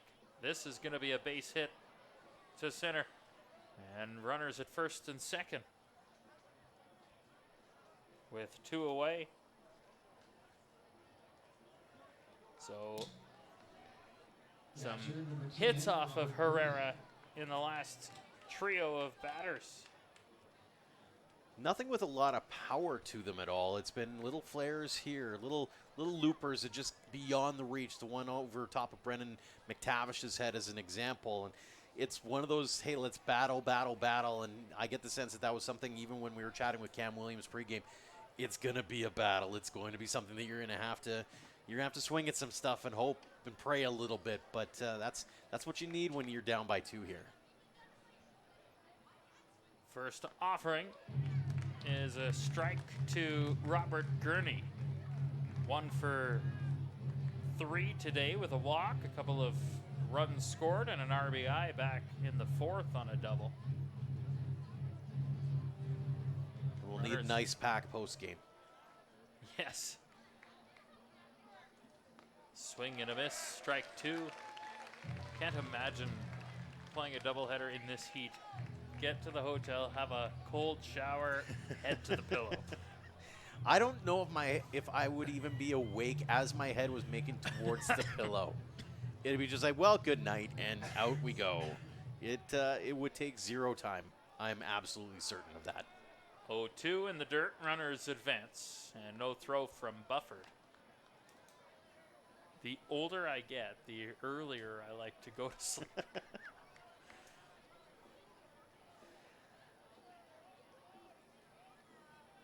Herrera, 1-2, looking for his 6th strikeout in his 3rd inning of work. Got it.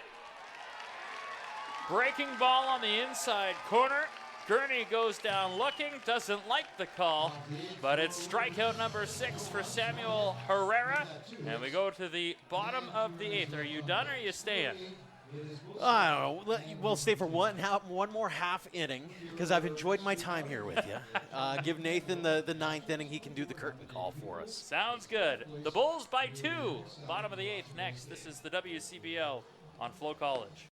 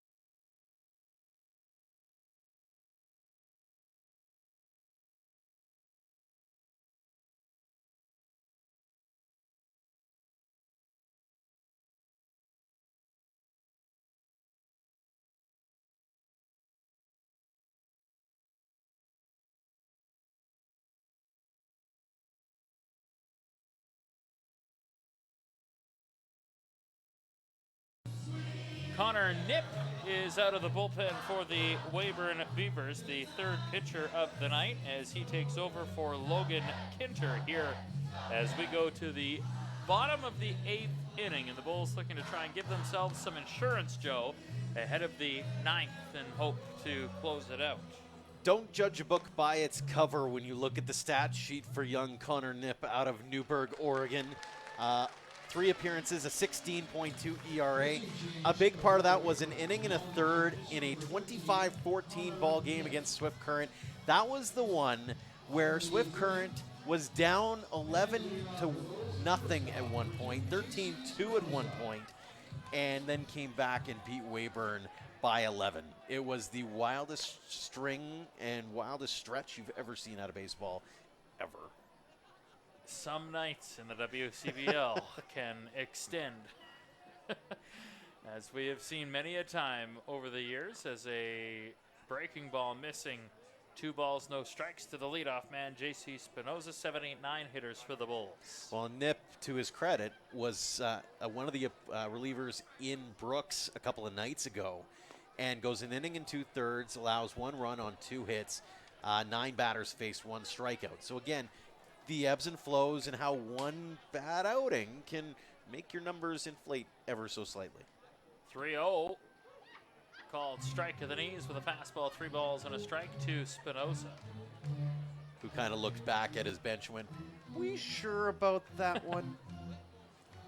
Spinoza does not have a hit today. He was hit by a pitch, but he'll take a walk here. So he's been on twice in 5 trips.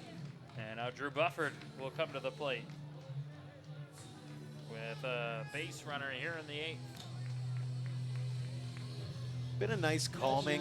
It sounds like Drew Bufford's been one of those nice calming guys behind the plate, a guy that you like to have as far as a pitching staff is concerned, and can help at the plate as well.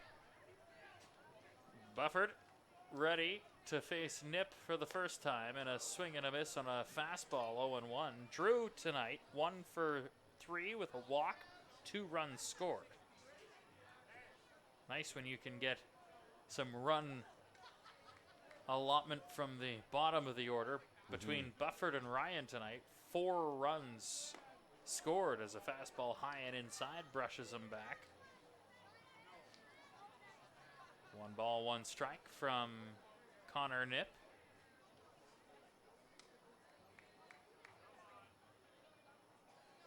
Leadoff man aboard, Spinoza on the walk. Here's the 1-1, popped up into foul territory. First baseman Mayencourt will settle under it, 1 away.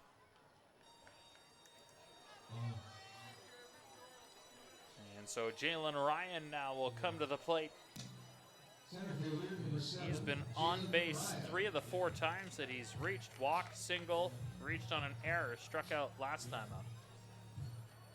Be big for the Beavers if they can get out of this unscathed, because then you go into the 9th with a fresh slate if you're able to tie it, and then you can go to the top of the order and maybe bring in another pitcher who's a little more fresh, we'll call it that.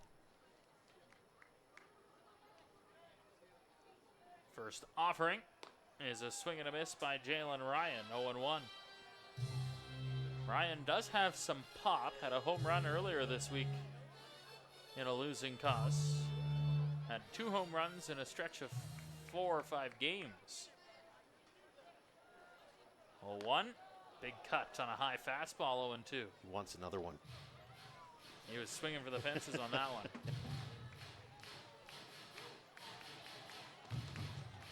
No balls, 2 strikes, 1 away. Runner at first is J.C. Spinoza on a leadoff walk. He'll check him, diving back safe,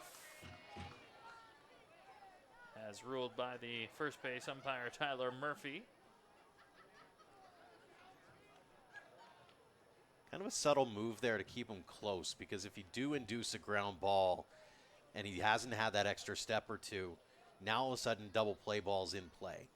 0-2, foul back to the screen. And Ryan stays alive. On deck is Bernie Sakaris. In the hole, Lee Matsuzaki, who's had himself quite the day at the plate. 4 for 5. Hometown fans would love to see him come up just one more time. Give him one more shot. This one punched down the right field line and drifting foul out of play as Ryan again battles. It'd make our choice for play of the week that much more difficult if he does it, because we talked about Connor Croson hitting for the cycle here against Lethbridge.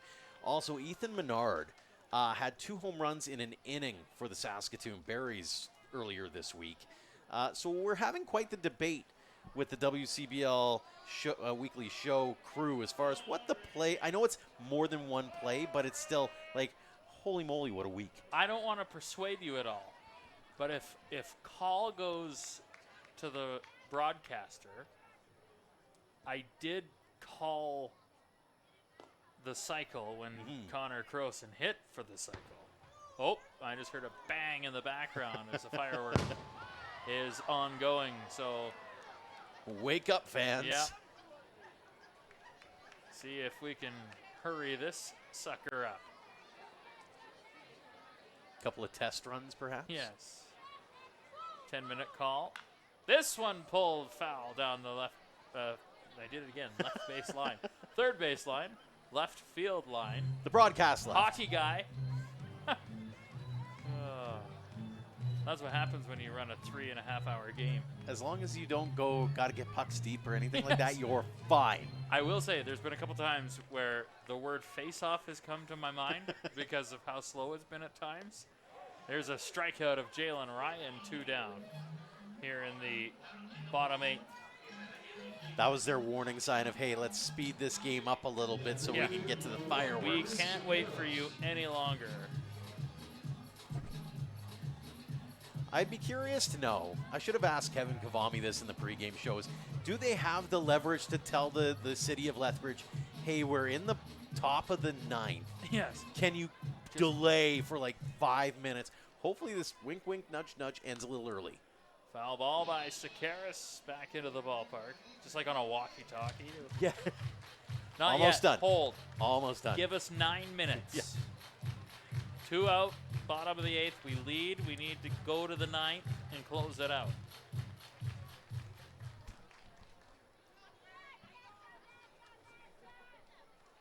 Does, however, set up for a potential save opportunity should Lethbridge go to the bullpen again as they check the runner once more.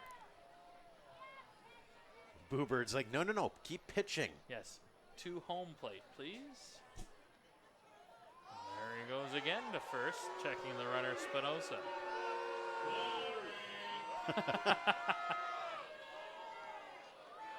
0-1 is the count to Bernie Sakaris. Back-to-back hits his last 2 times up. Third straight. Now he's just toying with them.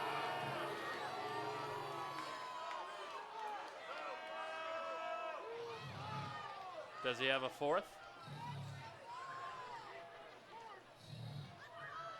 I'll be curious to see whether the runner does go here.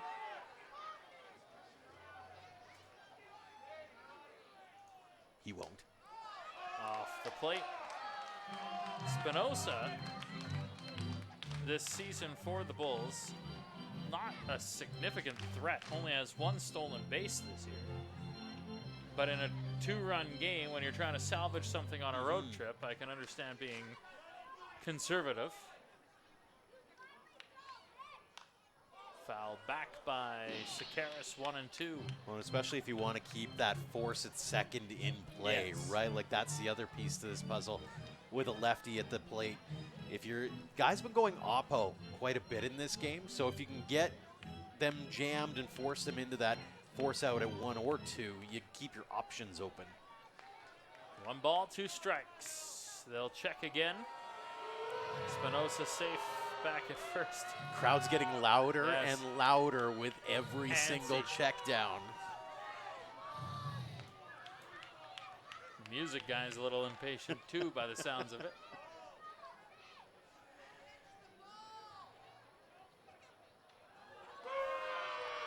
I want to say it's a game now for Connor Nip. Yep. How loud can I get this crowd against me?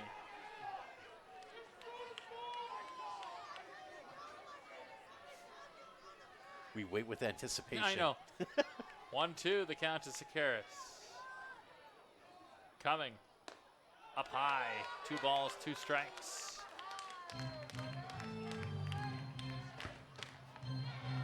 Sakaris singled in the 6th, singled and scored. That scared me in the 5th. That must be the 5-minute warning. Yes. Hurry it up. No more checkdowns allowed. There he goes. Oh.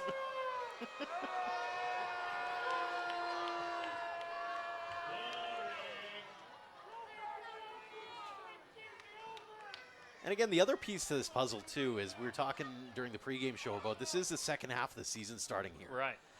And every team knows that this is where you make your bread. And for the Weyburn Beavers, if they want any shot at catching Moose Jaw for that 4th spot, they need a win tonight. They need to start piling up some W's, going 2 for 3, going 3 for 4 during some of these series. And it starts with getting a split in Lethbridge and ending this road trip on a good note, because it hasn't been the best of road trips for the Weyburn Beavers. Right in this one. Marathon game on Canada Day for the second of a doubleheader.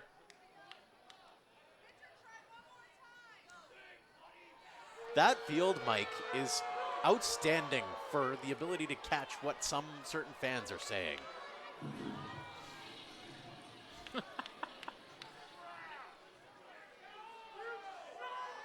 2-2. Fouled back to the screen. Not understated in the little game of chicken that's going on at first is this is a heck of an at-bat, yes, it too, is. right? The presence of mind for Bernie Sakaris to stay focused on everything with all the extracurriculars. You've got warning shots of fireworks going on behind you, smoke drifting in from those warning shots. And he pulls one right field. Will it stay? No, foul ball. That was allowed. Can you imagine Foul ball. the pandemonium in the stands at Spitz Stadium? After all of that, a ball gets crushed into the outfield bleachers. 2-2 again from Nip. 5-foot lead at first. Off speed, off the plate. Count is full. 3 balls, 2 strikes to Bernie Sakaris. Who shakes and says, no bueno, please don't. Bernie batting over 400 this season, 410 coming into the game. Was 429 last year in limited work with Lethbridge. Runner on the way. Ball slapped to left. Fair! Sakaris knocked it to the wall. In comes a run to make it 13-10. All the way from first Spinoza. And after that battle, Bernie Sakaris says thank you very much. And it's a 3-run lead for the Bulls. Great piece of hitting, and again, we were talking about it earlier, was the fact that he had to keep his mind in it, given all the extracurriculars going on. You've got fireworks happening. You've got the game of chicken going on at first. And now we have something going on. Dugouts came out. And they'll be pushed back by the home plate umpire and a warning to each side. Brian McDonald unsure. One at-bat took close to 10 minutes because of everything. Will continue until we were done, so if you're looking for fireworks, you'll probably have to go out of the ballpark before the game is over, because the lights won't be turned out until the game is done. And the fireworks are coming up shortly, so if you're looking to watch the fireworks, you'll probably have to go out of the ballpark, because the lights won't go out until the game is over. There's the explanation from PA announcer Brian Janot on local legend. Things come full circle. I remember working with Brian when I was with CJCY, the sister station of CJOC, and calling back and forth saying, hey, Brian, how do I pronounce this person's name from Lethbridge for the local newscasts? So great to hear him still giving it with the Bulls here at Spitz Stadium. Here's a fly ball to center, drifting back. The center fielder trying to find it, and he dives and couldn't come up with it. A run scores. Matt Suzuki heading to third. Will he stop or will he go? The throw to third is in time to get him. The third out as Matt Suzuki tried to leg out for the cycle. But a run scores, and Lethbridge leads it 14-10. My goodness. Fireworks going there you in go. the background. Top of the ninth we go. The Bulls look to close it out next on FloCollege.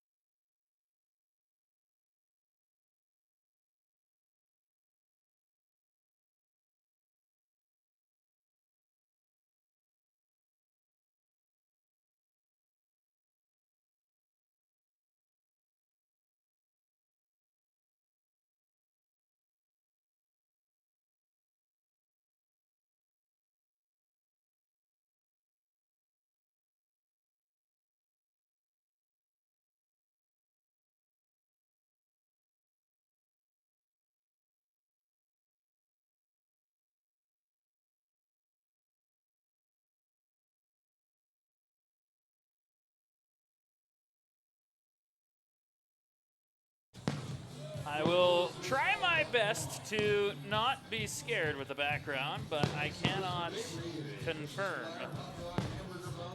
With the fireworks in the background and Donovan Gomez coming out of the bullpen for the top of the ninth inning in a 14-10 lead for the Lethbridge Bulls. And you want to talk about battling through the elements, Nathan Ryder back in. This has to test you with the distraction of fireworks over your left shoulder.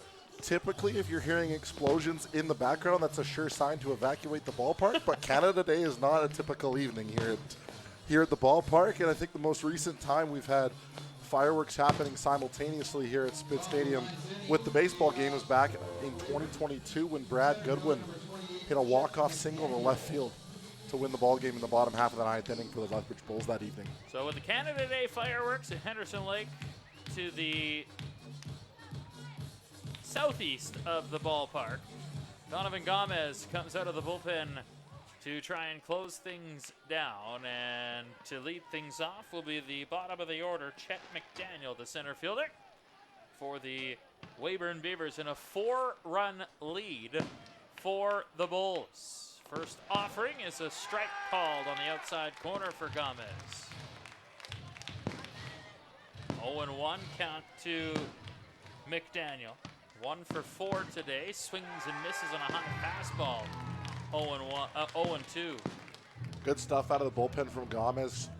Attacking the strike zone early in the at-bat, putting McDaniel on the defensive. 0-2 on the ground to the second baseman. McTavish a one-hopper. Flip to clear out, 1 down.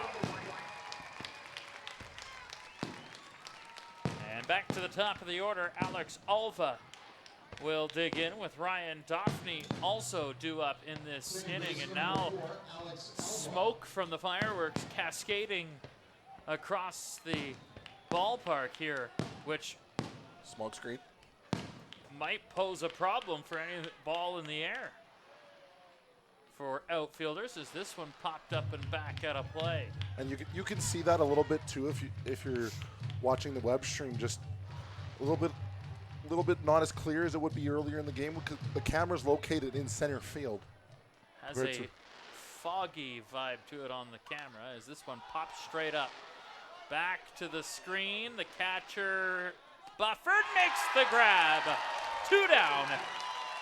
Good play by Bufford there, because the problem is when you move that much as a catcher, you're sprinting to the spot, your head's bouncing up and down. It's tough to just focus on the baseball, especially with all the extracurriculars going on just outside of the ballpark here in Lethbridge. But Beavers down to their final outs, and Bulls looking to sweep the Canada Day doubleheader.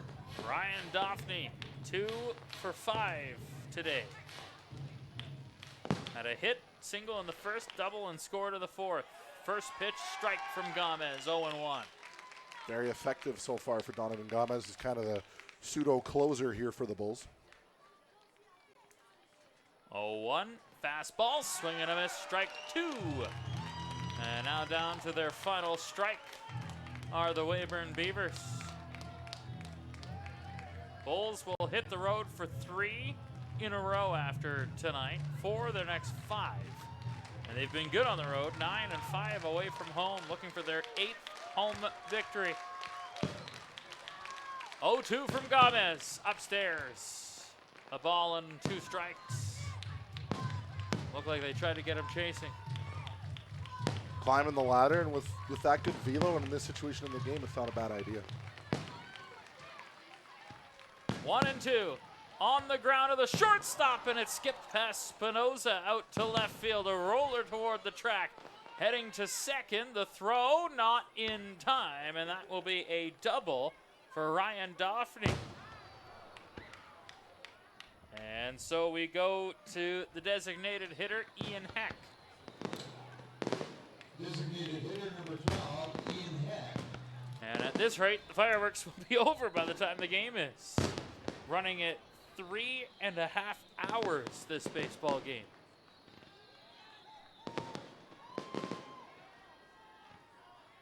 First offering is outside for a ball to Heck. 2 for 5 tonight. You can see the grandstands cleared out a little bit from earlier in the game, since a lot of fans have shifted their priority to the fireworks being launched here at Henderson Lake. 1-0, and that one outside. It's still very important in this situation to at least have an eye on the game if you're watching, especially from the bleachers down the first base line here. If a right-handed batter like Heck is late on the fastball, it can be a very dangerous situation. 2-0 in the air. That will fall for a base hit, and the runners are on the corners with 2 away. Beavers not going away quietly. Looking to end their losing streak here before they return back home to Weyburn. They'll travel tomorrow on an off day. They'll spend the night in Lethbridge tonight and then travel back to Weyburn and then get up and head to Saskatoon the next day for a one-off game against the league-leading Berries. And not only is Weyburn looking to try and salvage something on this road trip, they're looking to end an 11-game road losing streak. You have to go back to their first road game of the season, the last time they won away from home. That was May 31st, 1916. They defeated Moose Jaw. Here's a 1-0 from Gomez, and that's a called strike. 1-1. Those 2 runs in the bottom half of the 8th inning looming large here for Lethbridge, considering if that wasn't the situation, that'd be the tying run here for Weyburn on first base if Lethbridge hadn't scored. 1-1. Check swing. Went around. 1-2 now to Noah Brooks. Runners at first and third.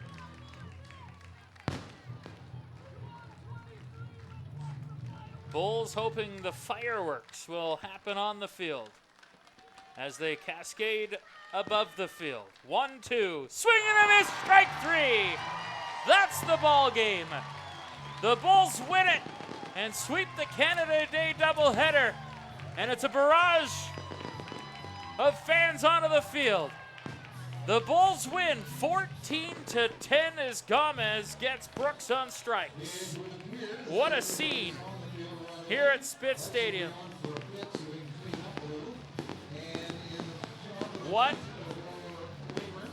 a scene indeed. The Lethbridge Bulls victorious 14-10 and score 27 runs in 2 games combined in a sweep of the Weyburn Beavers.